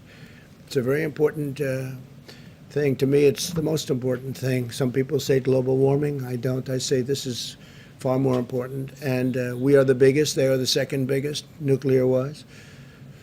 China's third. They're actually a distant third, but they're building pretty rapidly.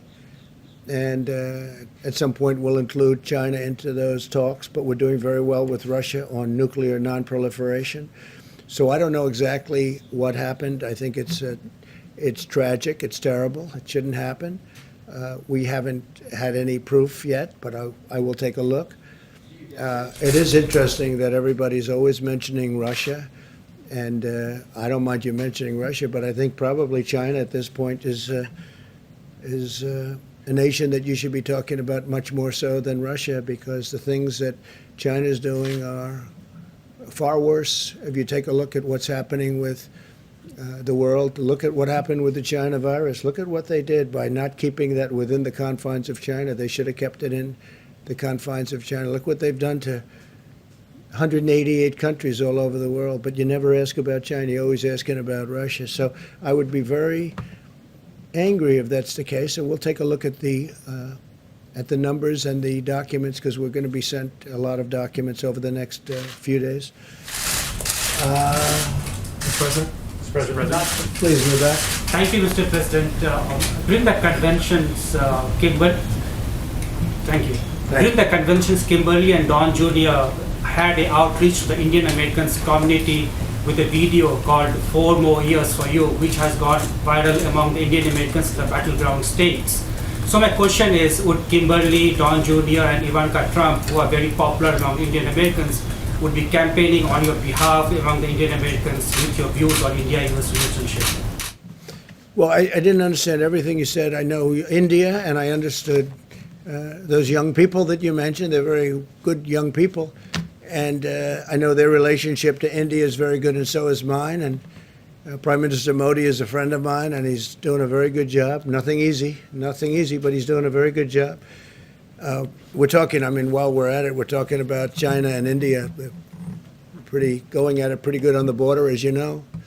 It's been very nasty. It's been a very nasty situation. And we stand ready to help with respect to China and India. If we can do anything, we would love to get involved and help. And we are talking to both countries about that. But I appreciate your nice sentiments. They think a lot of India, and so do I, and I think a lot of your Prime Minister. Thank you. So my question was about Indian Americans. Do you think they are voting for you? Are they supporting you? I do. We had an event in Houston, as you know, and it was a fantastic event. I was invited by Prime Minister Modi, and this was this was at where they play football, the Houston football team. And it was incredible. It was actually incredible. And the Prime Minister could not have been more generous. We have great support from India. We have great support from Prime Minister Modi, and I would think that the people, Indian people, would be voting for Trump. I also, as you know, went to India just prior to the pandemic setting in, because India's been hit very hard.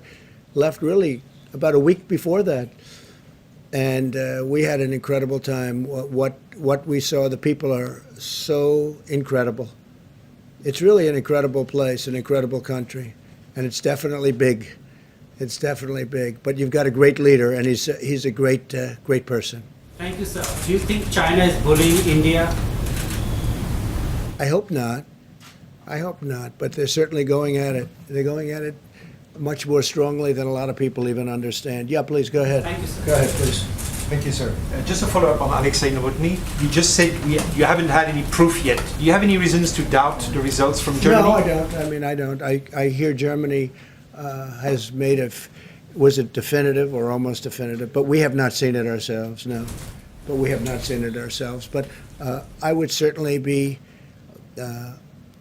okay with that. They want to do something. They want to take action.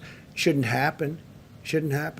But again, we are working very closely with a lot of countries on a lot of different things. We've taken stronger action against Russia than any other country in the world, as you know. I'll tell you, President Putin would tell you that right now.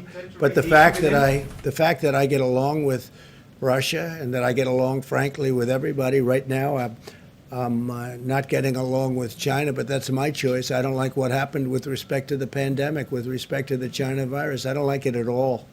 What they've done to this world and this country and Europe and every place else is terrible. But I do get along with President Putin. But I've been tougher on Russia than anybody else by far. If you look at the Obama administration, they were weak. Look at the land they gave up. Look at what happened with respect to Ukraine. Such a big part of Ukraine given up during the Obama administration. And I don't think they would have done that with me. I don't think they would have done that with me at all. We gave tank busters and they gave pillows. Did you ever hear that expression? They sent pillows and we sent tank busters to Ukraine. So, but with that being said, if we can do a nuclear non-proliferation agreement, that would be a great thing. No, but I would not be at all happy if that were the case. And it looks like it might very well be the case. I mean, based on what Germany is saying, that seems to be the case. John? Mr. President, I just want to ask you about something you said a while back that's been talked about many, many times. Back in 2015, you said that you didn't think John McCain was a hero, that you prefer people who don't get captured. In light of all that's happened since then and all you've learned, do you regret saying that? Is it something you wish you had not said? I say what I say, and I never got along with John McCain. I disagreed with John McCain. You know that better than anybody, frankly. I wasn't a fan. I disagreed with many of his views. I disagreed with his views on these ridiculous, endless wars. I disagreed with the way he handled the vets, the VA. The VA is running much better now, and we did with the Mission Act and the accountability and all the things we've done for the VA. He was not able to do that, but I disagreed with John McCain on a lot of things. That doesn't mean I don't respect him. I respected him, but I really disagreed with him on a lot of things, and I think I was right. I think time has proven me right to a large extent. This notion of preferring people who want to capture, do you? Thank you, Mr. President. Earlier in the statement that you read before questions, you spoke about how you believe that we're, as you put it, rounding the corner on the coronavirus pandemic. I do believe that, yeah. You said that yesterday as well, and I think everybody would love to see the pandemic come to an end. There's no doubt about that. But I wanted to ask you about a forecast that has come out from the IHME at the University of Washington. And they are forecasting by January the 1st of next year that we'll have 410,000 American deaths from coronavirus, which is 225,000 from where we are right now. So can you explain how you see us rounding the corner based upon that projection? If I didn't close up our country, if I didn't stop China, highly infected, from coming in, if I didn't stop Europe from coming in far sooner than anybody else, including Dr. Fauci and others, wanted to, and Dr. Fauci was very nice. He said President Trump made a great decision. We would have far more than that. But maybe even more importantly, if I didn't close up, we would have, instead of the number that you mentioned or whatever it may be, we're about 180, we would have perhaps 1.5 or 2 million deaths right now if I went a different direction, which some people wanted me to do, and I decided not to do it. We'd have 2 million deaths. Now, a lot of countries don't report their deaths. Obviously, China's not reporting because they had far more than we did. China had far more deaths than we did, in my opinion. It's just my opinion. But they don't report their deaths, or they don't report them accurately. And I don't want to embarrass other countries, but I can tell you there are other countries where the death toll is far higher than the United States, but they don't report deaths. We report it to a level that nobody reports it. We also do testing in cases. I watch your broadcasts and I read your information, your media outlets very, very carefully, and I look at the word cases. And the reason, I say it 100 times, nobody wants to pick it up, but we do testing at a level that nobody ever dreamed possible. We have the best tests, and we have by far the most tests. Actually, India, as per your question before, India is number 2, and they've done a good job, but they're about 40 million tests behind us, and they're a country of 1.5 billion people. Now, because of all these tests, we have far more cases. If we cut our cases in half, if we cut our testing in half, we'd probably have about half the number of cases. If we cut it down to levels, there are some countries that don't test. They test when somebody walks into a hospital. That's the test you get. They walk into a hospital, they're sick, that's your test. We have tested more and better, and you just see where we now have millions of tests coming in from a certain company that's done a fantastic job, and it's going to be anywhere from 5 minutes to 15 minutes on the spot, very accurate test. But if we had much less testing, no testing, you wouldn't be reporting cases. But you saw this, I don't want to go over the statistics, you all wrote it down, but you see how we're doing compared to the rest of the world, and if you took out New York, which has been a tragic situation, with the amount of people that died in New York. You can't just simply take out a major state in the U.S. It's still a part of the United States, New York is.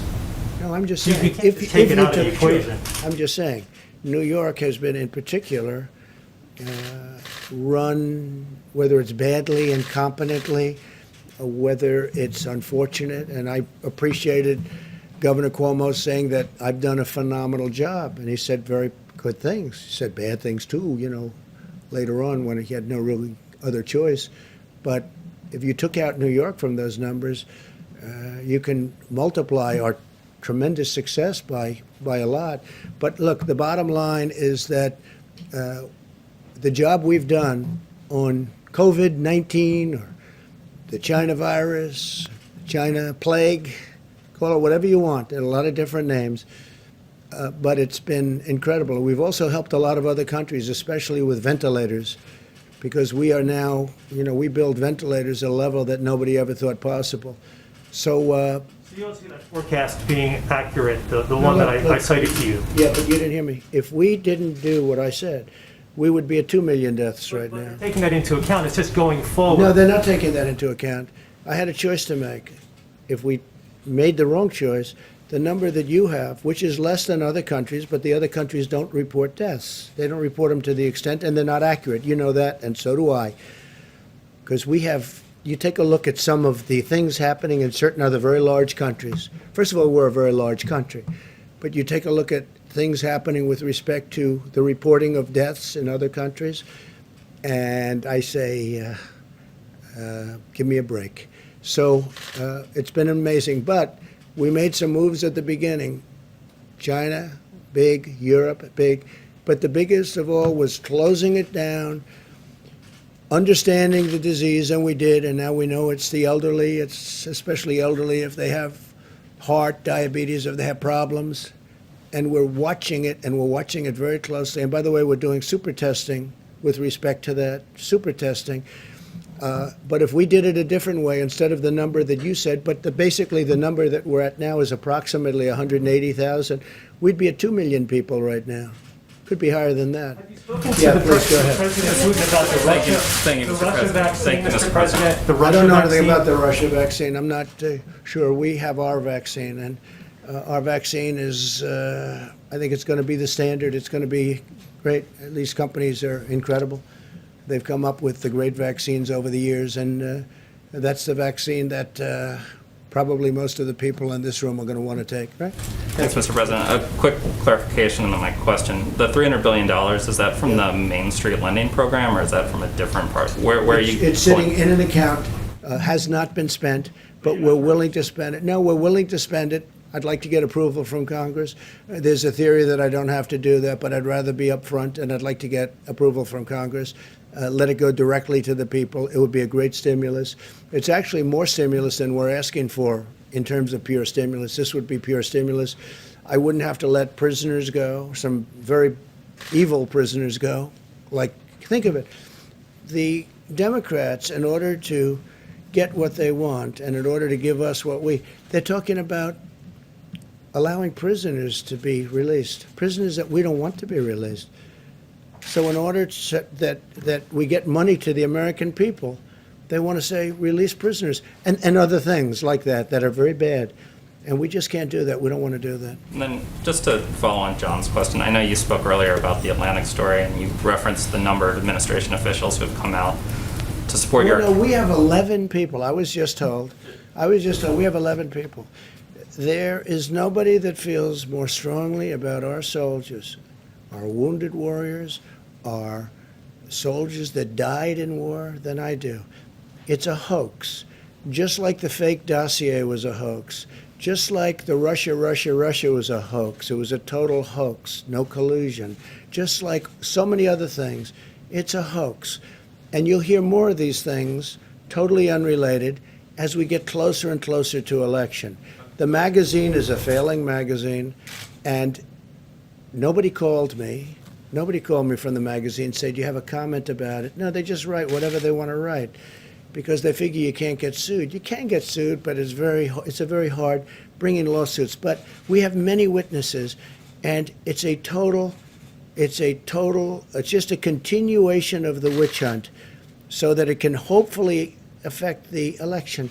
But the American people are too smart. So whether it's the fake dossier that turned out to be a total fraud or so many other things have turned out. I've been under investigation from before I even got elected. These people have gone after me more than any president in the United States in the history of the United States. And it's a shame.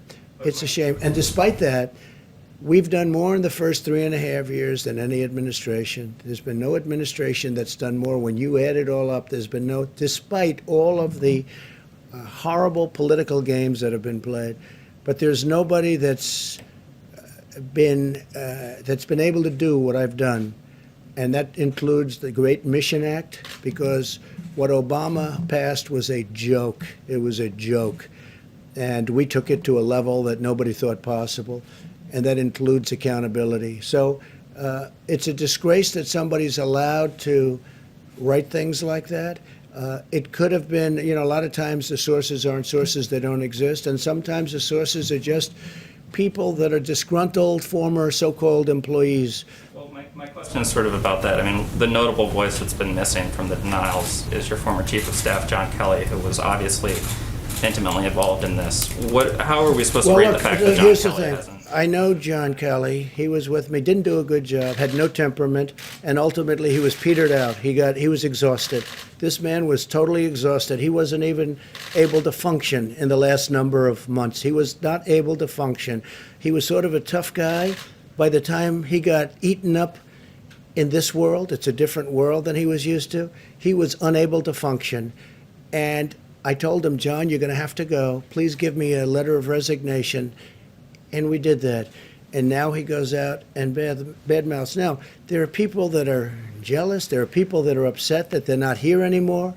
There are people that we've done an incredible job. The virus came in, and now we're doing an incredible job again. We're going to build it up bigger than it was before the virus came in. But I don't know that it was him. I haven't seen that. I mean, I see anonymous, but it could have been a guy like a John Kelly. Because he was, just so you understand, he was a very, you look at some of his news conferences, what happened to him. He got eaten alive.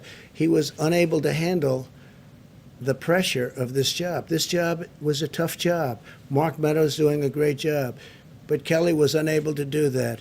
And as far as that day, I mean, we have so much proof as to going to I went to Paris and the environs, and I was all set to go. They had a rainstorm, the likes of which you've rarely seen. The fog was so great. It was as dense as I've ever seen, and I almost knew that you couldn't use the helicopter. And because they had to drive through, I guess, certain parts of Paris, the Secret Service, who, by the way, we have people here that were on the trip. They're writing a report, unable to even think about it. And I said, nope, I want to go. I insist on going. It would have taken us forever.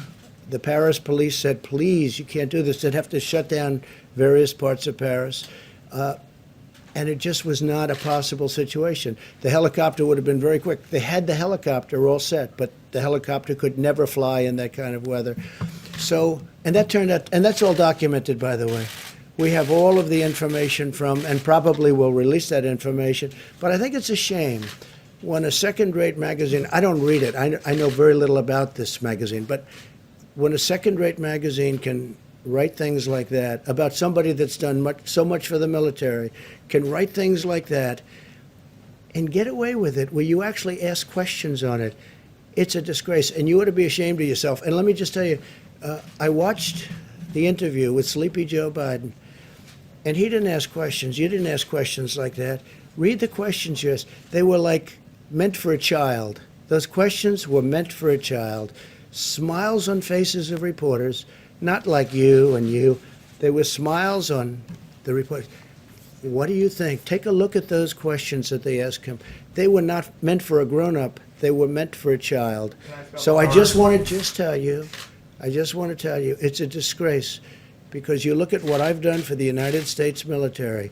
I love those people. I've gotten them pay raises when they didn't get anything near what I've been able to do. And I've rebuilt $2.5 trillion. I've rebuilt the United States military. Now we're including Space Force. Nobody's done more for them. And then when I have to have a report read like that from a third-rate magazine that's not going to be in business much longer, I look at that and I think it's a disgrace. And then when I watch Biden getting asked questions that are really meant for a child to answer, anybody could answer, and I look at the level of question that you people ask, I mean, honestly, it's disgraceful.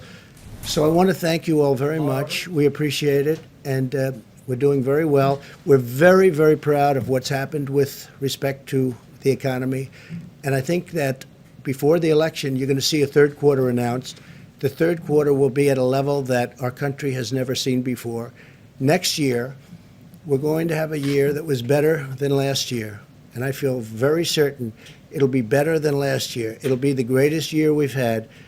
And the whole reason this is working out this way is because we set a foundation for this country like we've never had before. So next year is going to be a fantastic year. But remember this, the third quarter is going to be announced sometime prior to the election, by a few days actually. And I think it's going to be record-setting type numbers on GDP and other things. Thank you all very much. Thank you. Thank you very much. Thank you. Happy Labor Day. That was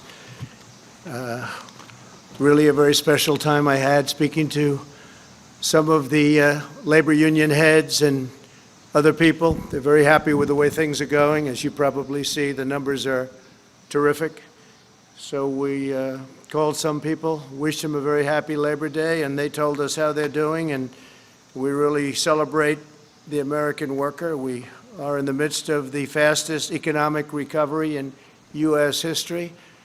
So we have a lot to be thankful for, including this really beautiful day. So I thought we'd do this outside as opposed to in your more normal place. The United States experienced the smallest contraction of any major Western nation. You probably know that. You look around and see how we're doing compared to every other nation. And our rise is spectacular. And we're rebounding much more quickly from the pandemic. The U.S. economy added 1.4 million jobs last month. We've added a record-setting 10.6 million jobs since May, 10.6 million jobs since May. That's a record that is not even close. Second place is a long ways away. In July, the Congressional Budget Office was projecting unemployment over 10.5% through the end of 2020. So they thought 2020, and maybe it would be a lot longer than that. Some projections where you'd go through the entire year, and that includes a lot of months in the following year, 2021. And instead, the unemployment rate plunged, really to the surprise of many, all the way down to 8.4% in August. And that's the second largest single-month decline on record, and we have the first. We have both of them. So we have the two number one declines, decline meaning positive, not negative. We're currently witnessing the fastest labor market recovery from an economic crisis in history, world history.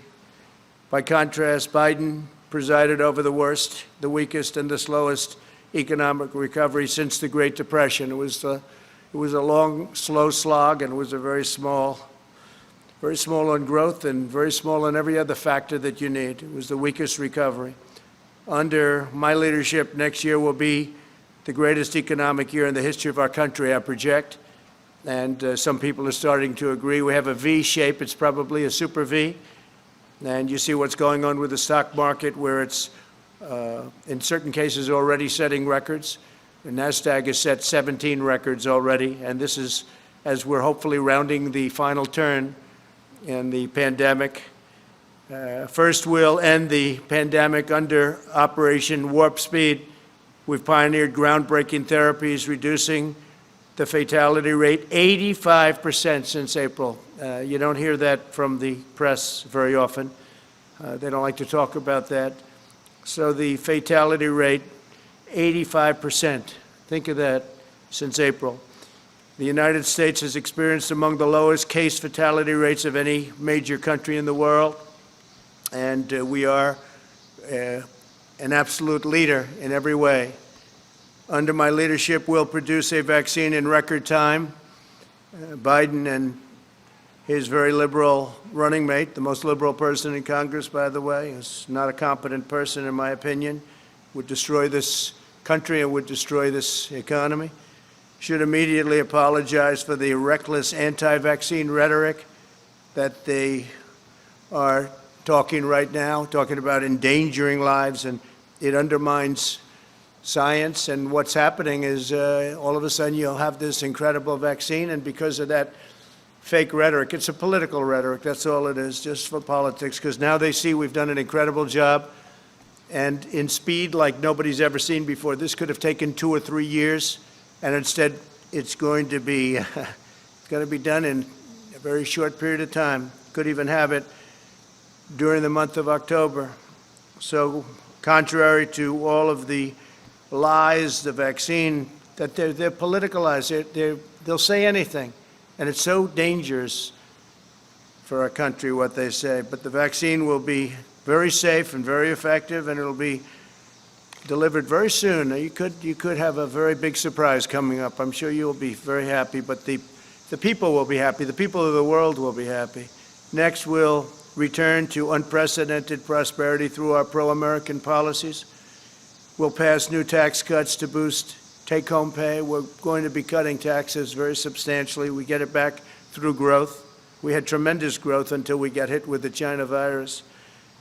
We'll continue our historic regulatory reduction campaign. We've, as you know, in 3.5 years, we've cut more regulations than any other administration, no matter how long, no matter what period of time you're talking about.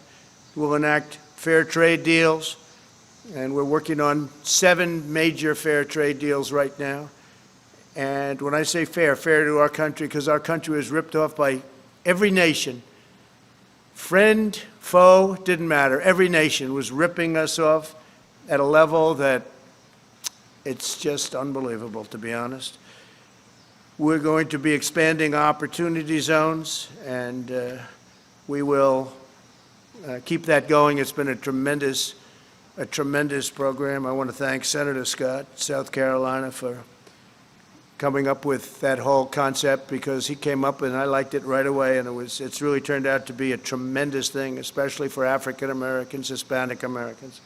We'll continue to unleash American energy. We're #1 in the world, and we're totally energy independent right now. And in 2021, we'll create 10 million jobs at least in the first 10 months. Joe Biden, the radical socialist Democrats, would immediately collapse the economy. If they got in, they would collapse it. You'll have a crash the likes of which you've never seen before. Your stocks, your 401ks. Remember, it's the people that own these massive listed companies.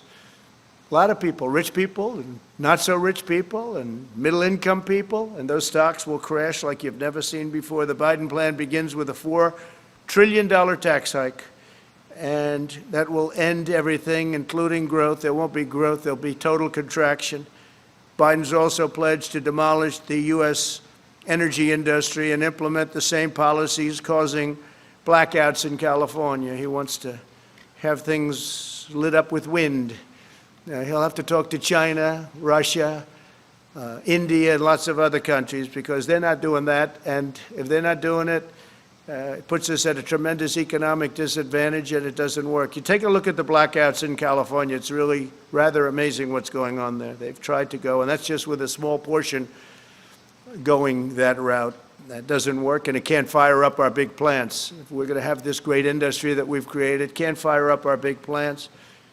Biden's plan for the China virus is to shut down the entire U.S. economy. He's going to totally rely on somebody to walk up. Yes, sir, it's time to shut it down. He'd be laying off tens of millions of workers and causing countless deaths from suicide, substance abuse, depression, heart disease, and other very serious illnesses. Because when you do a shutdown, there's a problem on the other side. It's not just from the virus. You have a big problem with suicides, with losing your jobs, with all sorts of things. You just take a look. Depression is a massive problem, and what happens is they turn to substance abuse, alcohol, drugs. So we can't do that. And then we'd have to give up all the gains that I've been talking about over the last 3 months. What we have done is incredible. We're setting records all over the world. No matter where you go, nobody has done what we've been able to do. So we're setting records in jobs. We're setting records in numbers. And you're going to see some very big numbers. Third quarter numbers are coming out right before a very special day, November 3rd. So you have the numbers coming out. And they're, I think, going to be fantastic. I think they're going to be fantastic. The best numbers of all, if somebody doesn't come along and raise taxes, double, triple, quadruple your taxes, will be the numbers from next year. But you're going to have a good third quarter number coming out. And I think it's going to be hard for even the media to disparage that number. Biden wants to surrender our country to the virus. He wants to surrender our families to the violent left-wing mob. And he wants to surrender our jobs to China. our jobs and our economic well-being. I've taken in billions and billions of dollars from China. No other president's done what I've done. I've given much of it to the farmers. I've given it to farmers and manufacturers, but I've given most of it to the U.S. Treasury. Nobody's done that. We haven't taken in 10 cents from China ever. They targeted our farmers, and I targeted them. And I gave $28 billion to our farmers. Our farmers wouldn't be existent right now. Right now, they're very happy. In fact, they're setting records on purchases. China is purchasing more corn than they've ever done. Record purchase of corn and soybeans, beef, because they know I'm not happy with them. They know I'm not happy at all. And frankly, I don't want to set the world necessarily to thinking too much about it right now, but there's been no country anywhere at any time that's ripped us off like China has. We lose billions and billions of dollars for years and years, decades. We've lost billions and billions and billions of dollars by dealing with China. We get nothing from China. They get nothing other than loss, other than giving our money, and they take that money and they build their military, and you see they're building up a powerful military. And it's very lucky that I've been building ours up, because otherwise we'd be dwarfed right now by China. It would be a terrible thing, a terrible thing. We're way ahead on the nuclear front. We've upgraded our nuclear. Hope to God we never have to use it. But we would be in a position that we are not in right now. But China is spending the money we give them to build up their military. So when you mention the word decouple, it's an interesting word. So we lose billions of dollars, and if we didn't do business with them, we wouldn't lose billions of dollars. It's called decoupling, so you'll start thinking about it. You'll start thinking. They take our money and they spend it on building airplanes and building ships and building rockets and missiles. And Biden has been just a pawn for them. He's been so easy. They dream about Biden. There was a report today that they hope that Joe Biden becomes president. If Joe Biden becomes president, China will own the United States, and every other country will be smiling also. They'll be smiling. When reports come out that certain countries don't really like me too much, that's not because of my personality, although it could be that also, frankly. It's because of the fact that I've been very tough on countries that have been ripping us off for so many years. If you look at NATO, with the exception of 8 countries, we're one of them. Every country is way behind. They're delinquent, especially Germany, in paying their NATO bills. That means we end up paying it, and we're not doing it. I told them, we're not doing it. And they've increased their spending now, $130 billion, going up to $400 billion a year. It's all because of me. Then you hear the country doesn't like me. I mean, I can understand that, because President Obama and other presidents, in all fairness, would go in there and they'd make a speech and they'd leave. I went in there, I looked, and I said, this is unfair. We're paying for NATO. We're paying for NATO, almost all of it.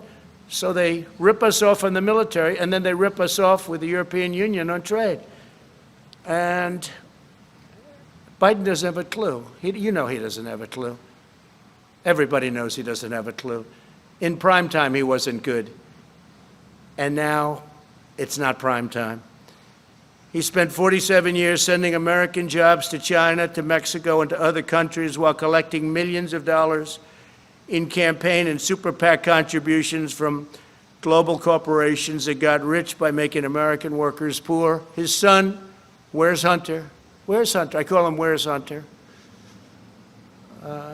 Walked away with $1.5 billion to manage, even though he never did that before. He walked away with a fortune from Ukraine, from China, and from other countries. Between his son and his brother, you ought to read the statements, and the press doesn't pick that up. If I ever did that, it would be hell, even worse than it's been, okay? Even worse than it's been. What he's done is so incredible. I won't give them the $1 billion, he says. I won't give them unless they get rid of that prosecutor. And then voila, they got rid of the prosecutor. And the press doesn't even want to talk about it. You talk about quid pro quo. With me, there was none. With him, he's right on tape, and you don't want to cover it. You should be ashamed of yourselves. The press should be ashamed of themselves. With Biden, shipped away our jobs, threw open our borders, and sent our youth to fight in these crazy, endless wars. And it's one of the reasons the military, I'm not saying the military is in love with me, the soldiers are. The top people in the Pentagon probably aren't, because they want to do nothing but fight wars so that all of those wonderful companies that make the bombs and make the planes and make everything else stay happy. But we're getting out of the endless wars. You know how we're doing. We defeated 100% of the ISIS caliphate, 100%. When I came in, it was a mess. It was all over. They have it in a certain color, all ISIS. A year later, I said, where is it? It's all gone, sir. Because of you, it's all gone. Because of my philosophy, but it's all gone. And I said, that's good. Let's bring our soldiers back home. Some people don't like to come home. Some people like to continue to spend money. One cold-hearted globalist betrayal after another, and that's what it was. Biden supported NAFTA. He supported China's entry into the World Trade Organization. Two disasters, the most disastrous trade deals in history, both of them. I can't tell you which was worse. They were both terrible. And as you know, I ended it, and I ended NAFTA. And we're looking at the World Trade Organization. They've become much better, I will say that. World Health I got out of, because we're spending $500 million. China was spending $38 million, and China controlled it. But World Trade, we're looking at it. They've been very nice to us lately, I will say that, amazingly. We never used to win anything at the World Trade. We'd lose every case. Now all of a sudden we're winning a lot of cases. We just won $7 billion as a case. And they're talking to us much differently than they used to. Because if they don't shape up, we're going to ship out, that's all. We're not treated fairly.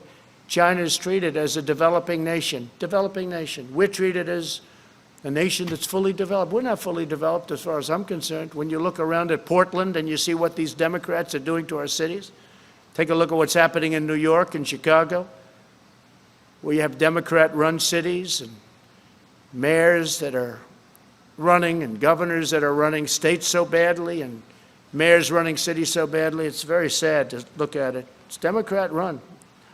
Every one of them that I see. I guess we could probably find one or two that aren't, but so far I haven't been able to. If you look at Biden, he supported TPP, Trans-Pacific Partnership, which would have been a disaster, would have destroyed our automobile business. By the way, many plants are being built right now, auto plants in Michigan, just like I said. They're being built in Ohio, they're being built in South Carolina, North Carolina. They're being built all over and expanded at a level that we've never seen before. Because I said to Japan and Germany and others, sorry, you got to come here and build plants, otherwise we're going to have to make it very tough on you with tariffs. And we got out of the horrible Paris Climate Accord that he'll go back into because, it sounds wonderful. It's a disaster for this country. They've basically taken away your wealth, the Paris Climate Accord. And the other countries don't have to adhere to it. China doesn't kick in until 2030. They don't have to do anything until 2030. We had very high standards. We would have had to close under some scenarios 25% of our businesses in order to qualify under this ridiculous Paris Climate Accord. Sounds good. It was very bad and very expensive. The New York Times has just published an entire story on Biden's China sellouts, which is amazing for the New York Times. I appreciate that. In 2001, Biden said the United States welcomes the emergence of a prosperous, integrated China on the global stage because we expect this is going to be a China that plays by the rules. They didn't play by the rules. They didn't play by the rules.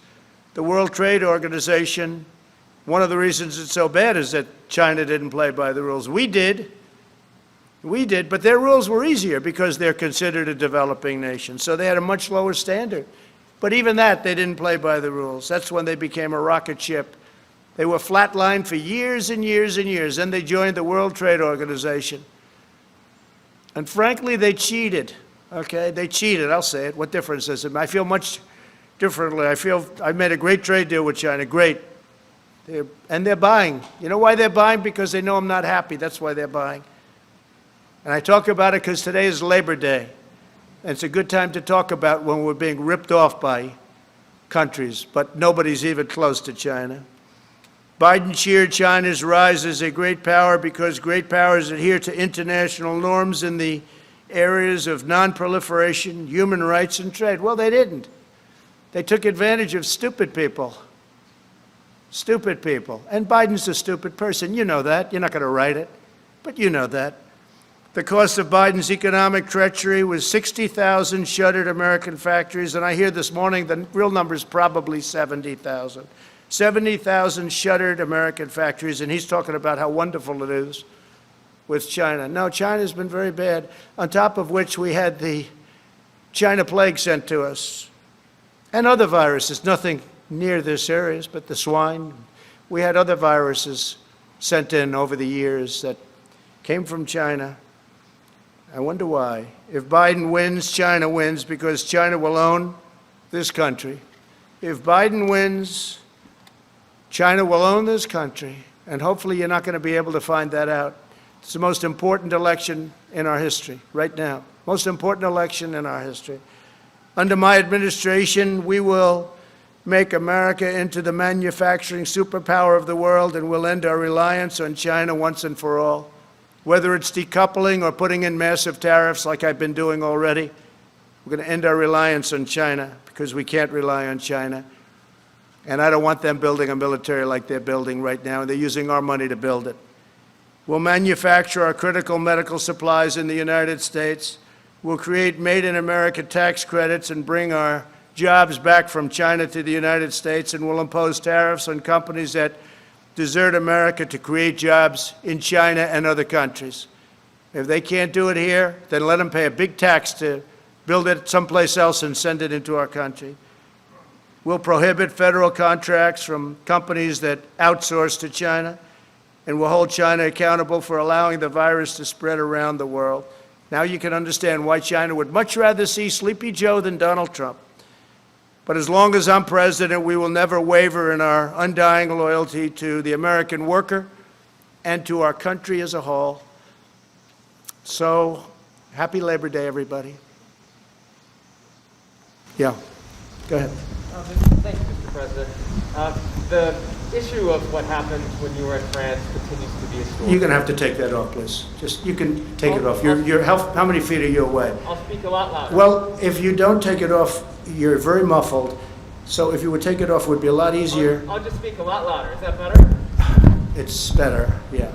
It's better. Mr. President, some people are having a hard time believing your denials of the Atlantic story because of what you said about John McCain in the past. Do you understand that? And have you asked John? No, I don't understand And have that. you asked John Kelly to refute that story? No, I don't understand it at all, no, because I've always been on the opposite side of John McCain. John McCain liked wars. I will be a better warrior than anybody, but when we fight a war, we're going to win them.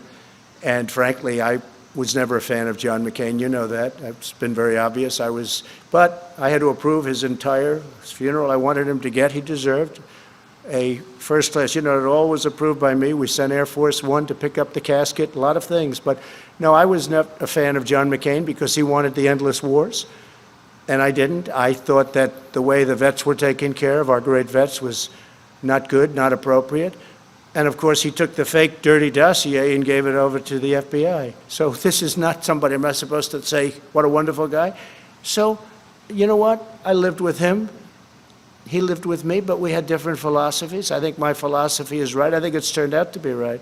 But I wasn't a fan. But I respect people, and I respect a lot of people. That doesn't mean I necessarily have to agree with them, and I didn't agree with him on a lot of things. The story is a hoax written by a guy who's got a tremendously bad history. The magazine itself, which I don't read, but I hear it's just totally anti-Trump. He's a big Obama person. He's a big Clinton person. And he made up the story. It's a totally made-up story. In fact, I was very happy to see Zach Fuentes came out and said, now I think that's number 15. And these are people that were there. That's the 15th person, General Kellogg. Everybody that was there knew what happened. And so I was happy to see that Zach came out and said it's not true. He just came out. And it's a disgrace. Who would say a thing like that? Only an animal would say a thing like that. There's nobody that has more respect for not only our military, but for people that gave their lives in the military. There's nobody, and I think John Kelly knows that. I think he would know that. I think he knows that from me. But Zach Fuentes, as you know, worked for John. And I think they both know that. But Zach came out, as you know, today or yesterday, last night, and said very strongly that he didn't hear anything like that. Even John Bolton came out and said that was untrue. Now, what was true is that we had the worst weather. I think it was as bad a rain as I've just about ever seen. And it was a fog. You literally couldn't see. I walked out. I didn't need somebody to tell me. I walked out. I said, there's no way we can take helicopters in this. I understand helicopters very well. And they said, no, sir, that's been canceled. They would have had to go, Secret Service, I have the whole list. They would have had to go through a very, very busy section during the day of Paris. They would have had to go through the city. The Paris police were asking us, please don't do it, because they're not ready. When you do that, you need a lot of time. They take days and days and days to prepare for that. I wanted to do it very badly. I was willing to sit in a car for 2 hours, 3 hours, 4 hours. I didn't care. It didn't matter.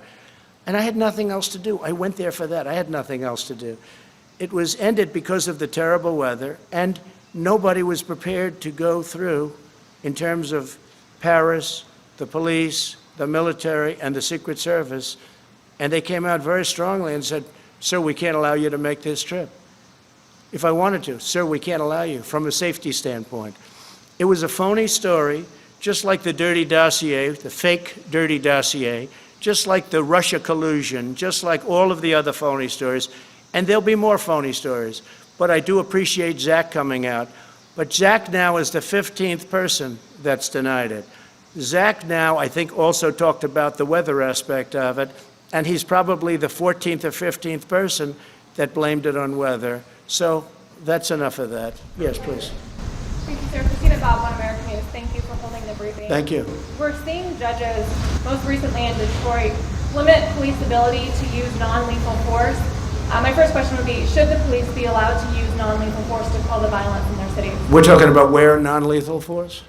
Right, so in the riots, most recently. The riots? Yes. Well, I think what's happened is the toughness. These are Democrat-run cities all, and there's no retribution. They stand there, they throw things at the people that are supposed to be protecting something, and nothing happens. They throw rocks, they throw cans of soup, they throw lots of hard objects, and rarely does anything happen. But I've told, when we have the federal in there, as you know, I told the U.S. Marshals to go get the man who killed another man, and they know who it was, and you have to arrest him. You have to arrest him. After 2.5 days, they didn't arrest him. The U.S. Marshals went in, and it ended up being a gunfight, and the man was killed.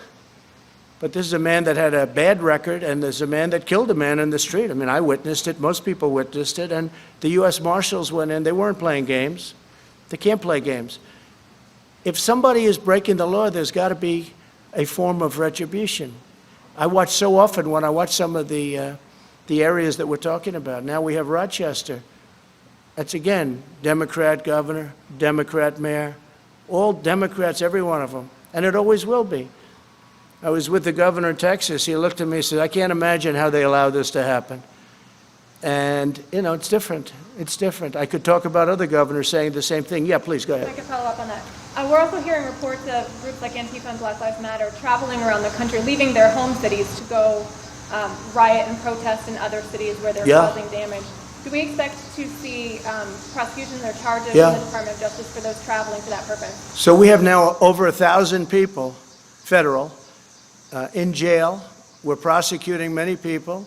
A big thing was when I signed the law putting people in jail if you knock down monuments. That was 3 months ago. There hasn't been a federal monument knocked down in 3 months or even thought about it. I don't think they've even thought about it. So that's had a very big impact, very big impact. But yeah, we're going around, and the nice part is you people see those people up there, they take nice pictures of everybody, so we don't even have to bother. We can use the news photos.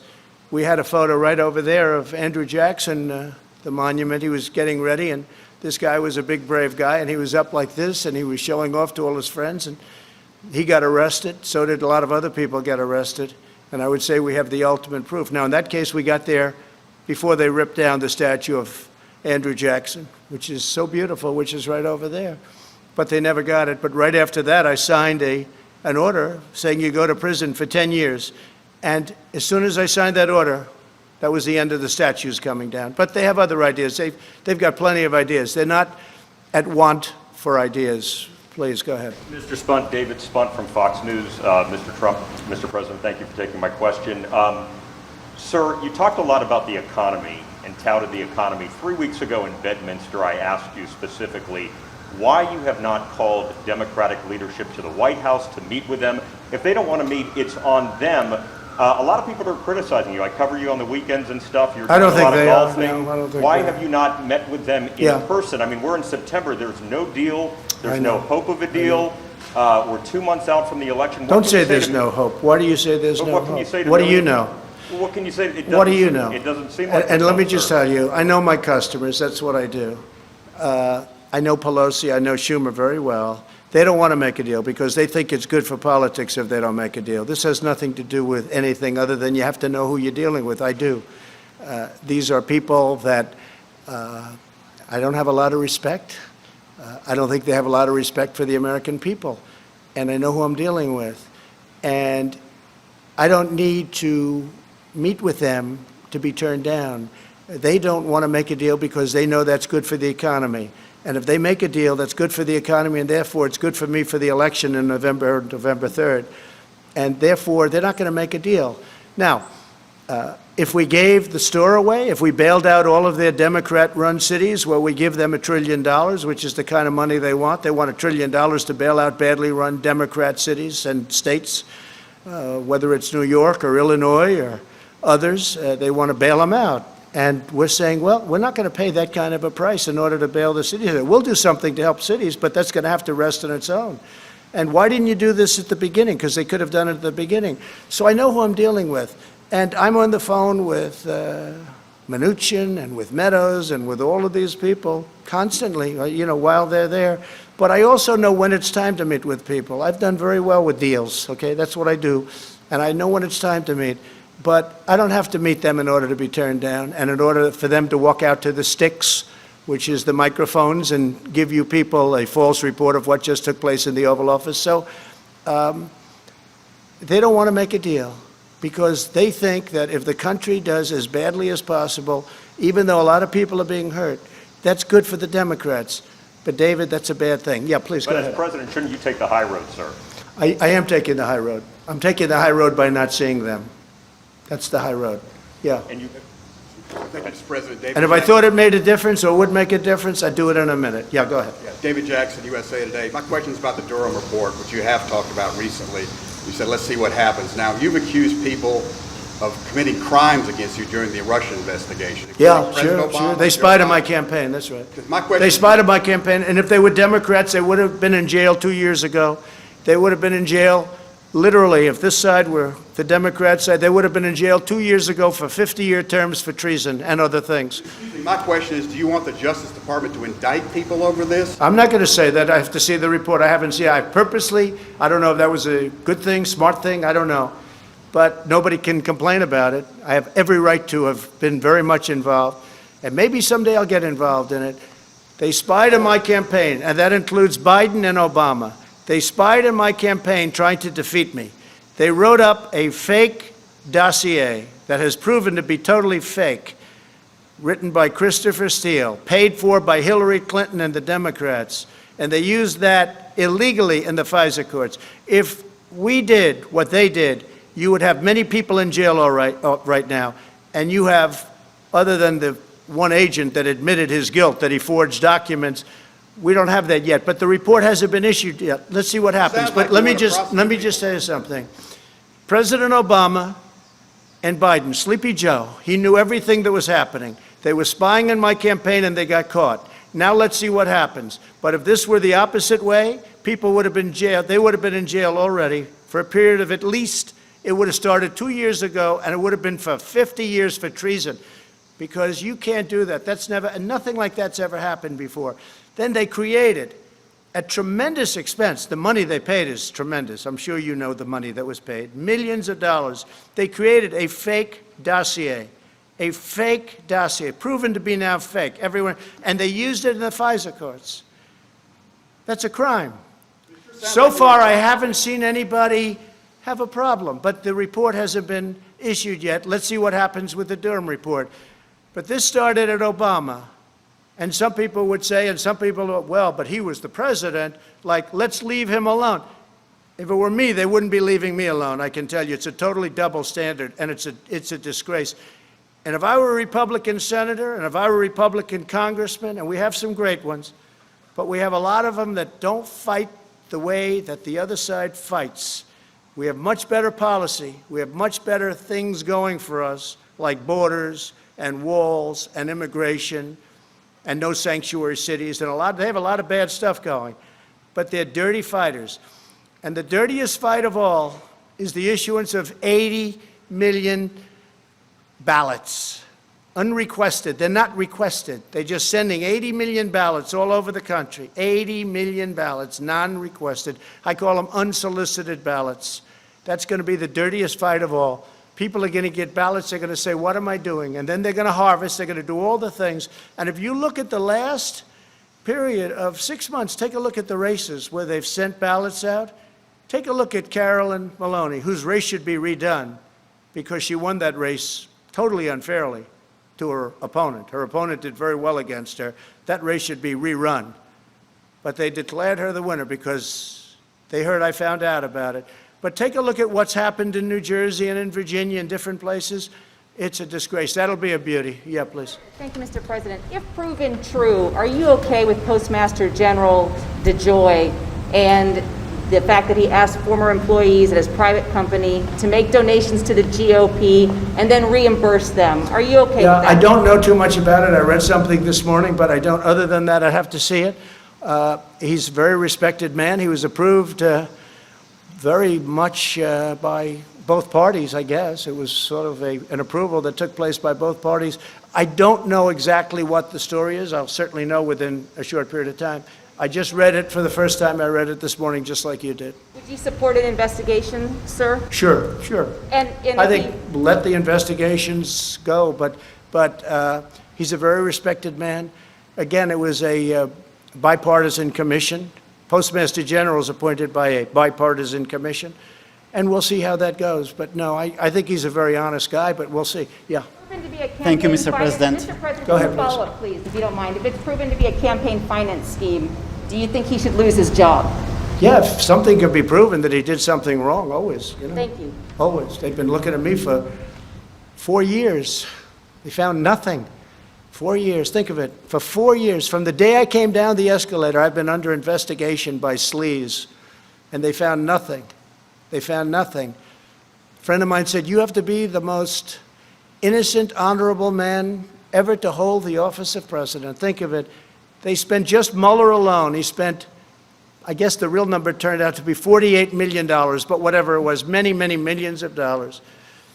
They had 18 angry Democrats looking. They had FBI agents all over the place. They had and they have no collusion. Friends of mine have said, sophisticated friends have said, you've got to be the most innocent guy ever to hold this office, and there's a lot of truth to that. Yeah, please. Thank you, Mr. President. After Navalny poisoning, Chancellor Angela Merkel of Germany is under pressure to cancel Nord Stream 2 pipeline from Russia to Germany. Would you support such a move? Do you think the project should be canceled? Sure. Well, I've been supportive of that. I was the first one that brought it up. You never heard of Nord Stream 2 until Trump came along. When I came along, I said, wait a minute. We're protecting Germany from Russia, right? NATO. We're protecting Germany from Russia. Germany's paying Russia billions and billions of dollars to get their energy, and the real number is probably 60 to 70% ultimately of their energy is going to come from Russia. And I said this for years, that nobody talks about it. One of the many things between sanctions and all of what we've done for Ukraine relative to what the past had. They used to send pillars and we sent tank busters. But I brought that up a long time ago. Russia's unhappy that I brought it up.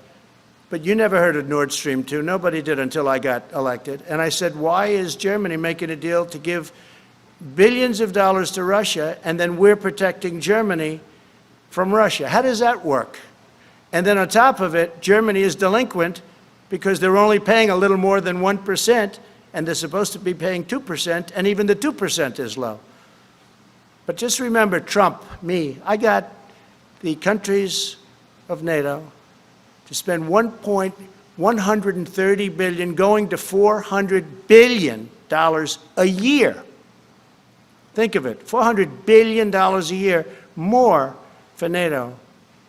And the purpose of NATO primarily is Europe protection against Russia. Now they can use it for other, I guess, and they have a little bit in the Middle East, et cetera, et cetera. But I'm the one that did that. So, but nobody talks about that. Nobody talks about Nord Stream 2. The answer is absolutely, if they feel that something happens. But I don't know that Germany's in a position right now, because Germany's in a very weakened position energy-wise. They're closing all their plants. They're closing their nuclear. They're closing their coal. They're closing a lot of plants. And they have put themselves in a very bad position, frankly. Very, very bad position. Yeah, please. President, can I follow up on Doug Mason's question? Have you asked John Kelly to publicly refute the Atlantic? And then can I ask something? No, I have nothing against John. I have nothing against anybody, no. I was very heartened to see that a friend of his, because I know Zach is a friend of his and worked for him, I was very heartened to see that Zach Fuentes came out with the statement that he did, I guess, late last night, that it was not true. Another question on a different topic, Mr. President. Mr. President, what exactly is un-American about federal government training programs that are aimed at improving inclusivity? Well, we're going to do a report. Yeah, I fired those people. They're all gone. And it was a disgrace, frankly. And we're going to give you a big report that's going to make you very happy. All right. Yeah, please.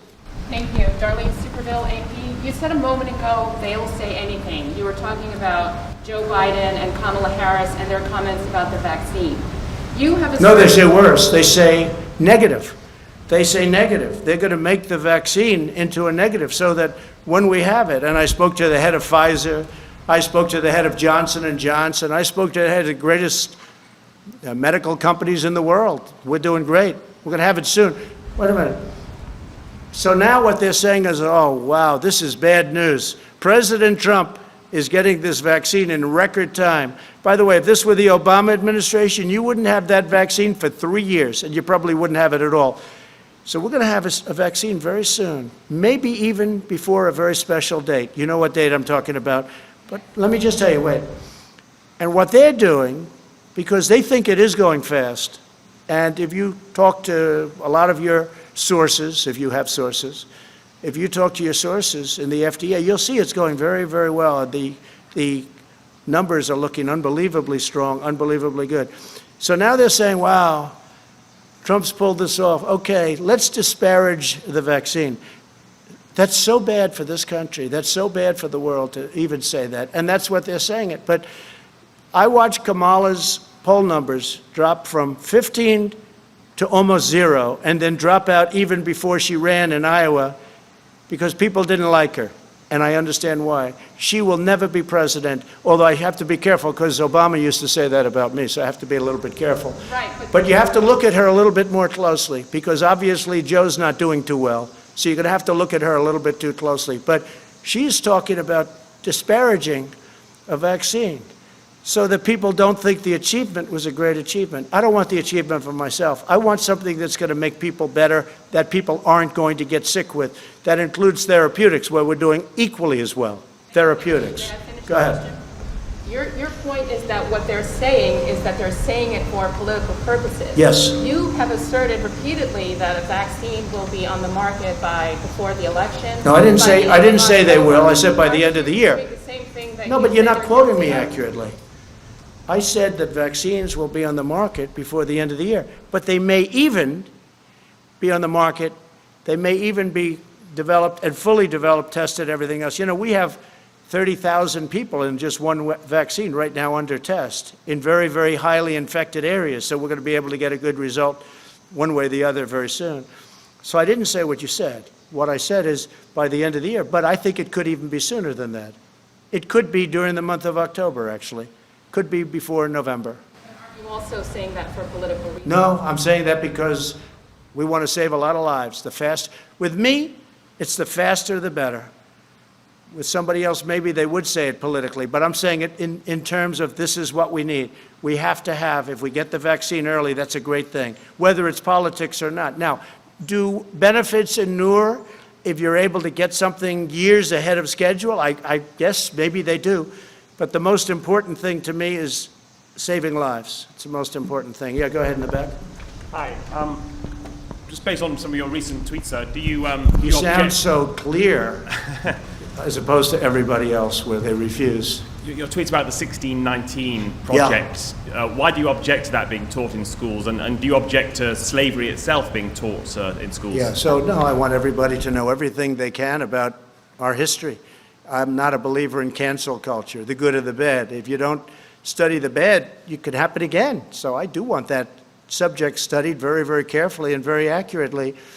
But we grew up with certain history, and now they're trying to change our history, revisionist history. That's why they want to take down our monuments. That's why they want to take down our statues. I saw something the other day which was absolutely horrendous. Washington Monument, they want to rename it. The D.C. committee, but the D.C. committee is all Democrats. Abraham Lincoln, Thomas Jefferson. I mean, we're talking about, this is the big stuff now. This is the big stuff. And they want to rename it? They want to redesignate it? They want to take some down? No, we don't do that. Never going to happen with me, I guarantee you that. Well, I want to thank you all, and I just want to wish you a very happy Labor Day, and we're having tremendous success, whether it's on the vaccines, whether it's on the pandemic, the plague that came in from China that China should have never let happen, because I will never feel the same about China. And I just want to, again, wish you a happy Labor Day. Thank you very much, everybody.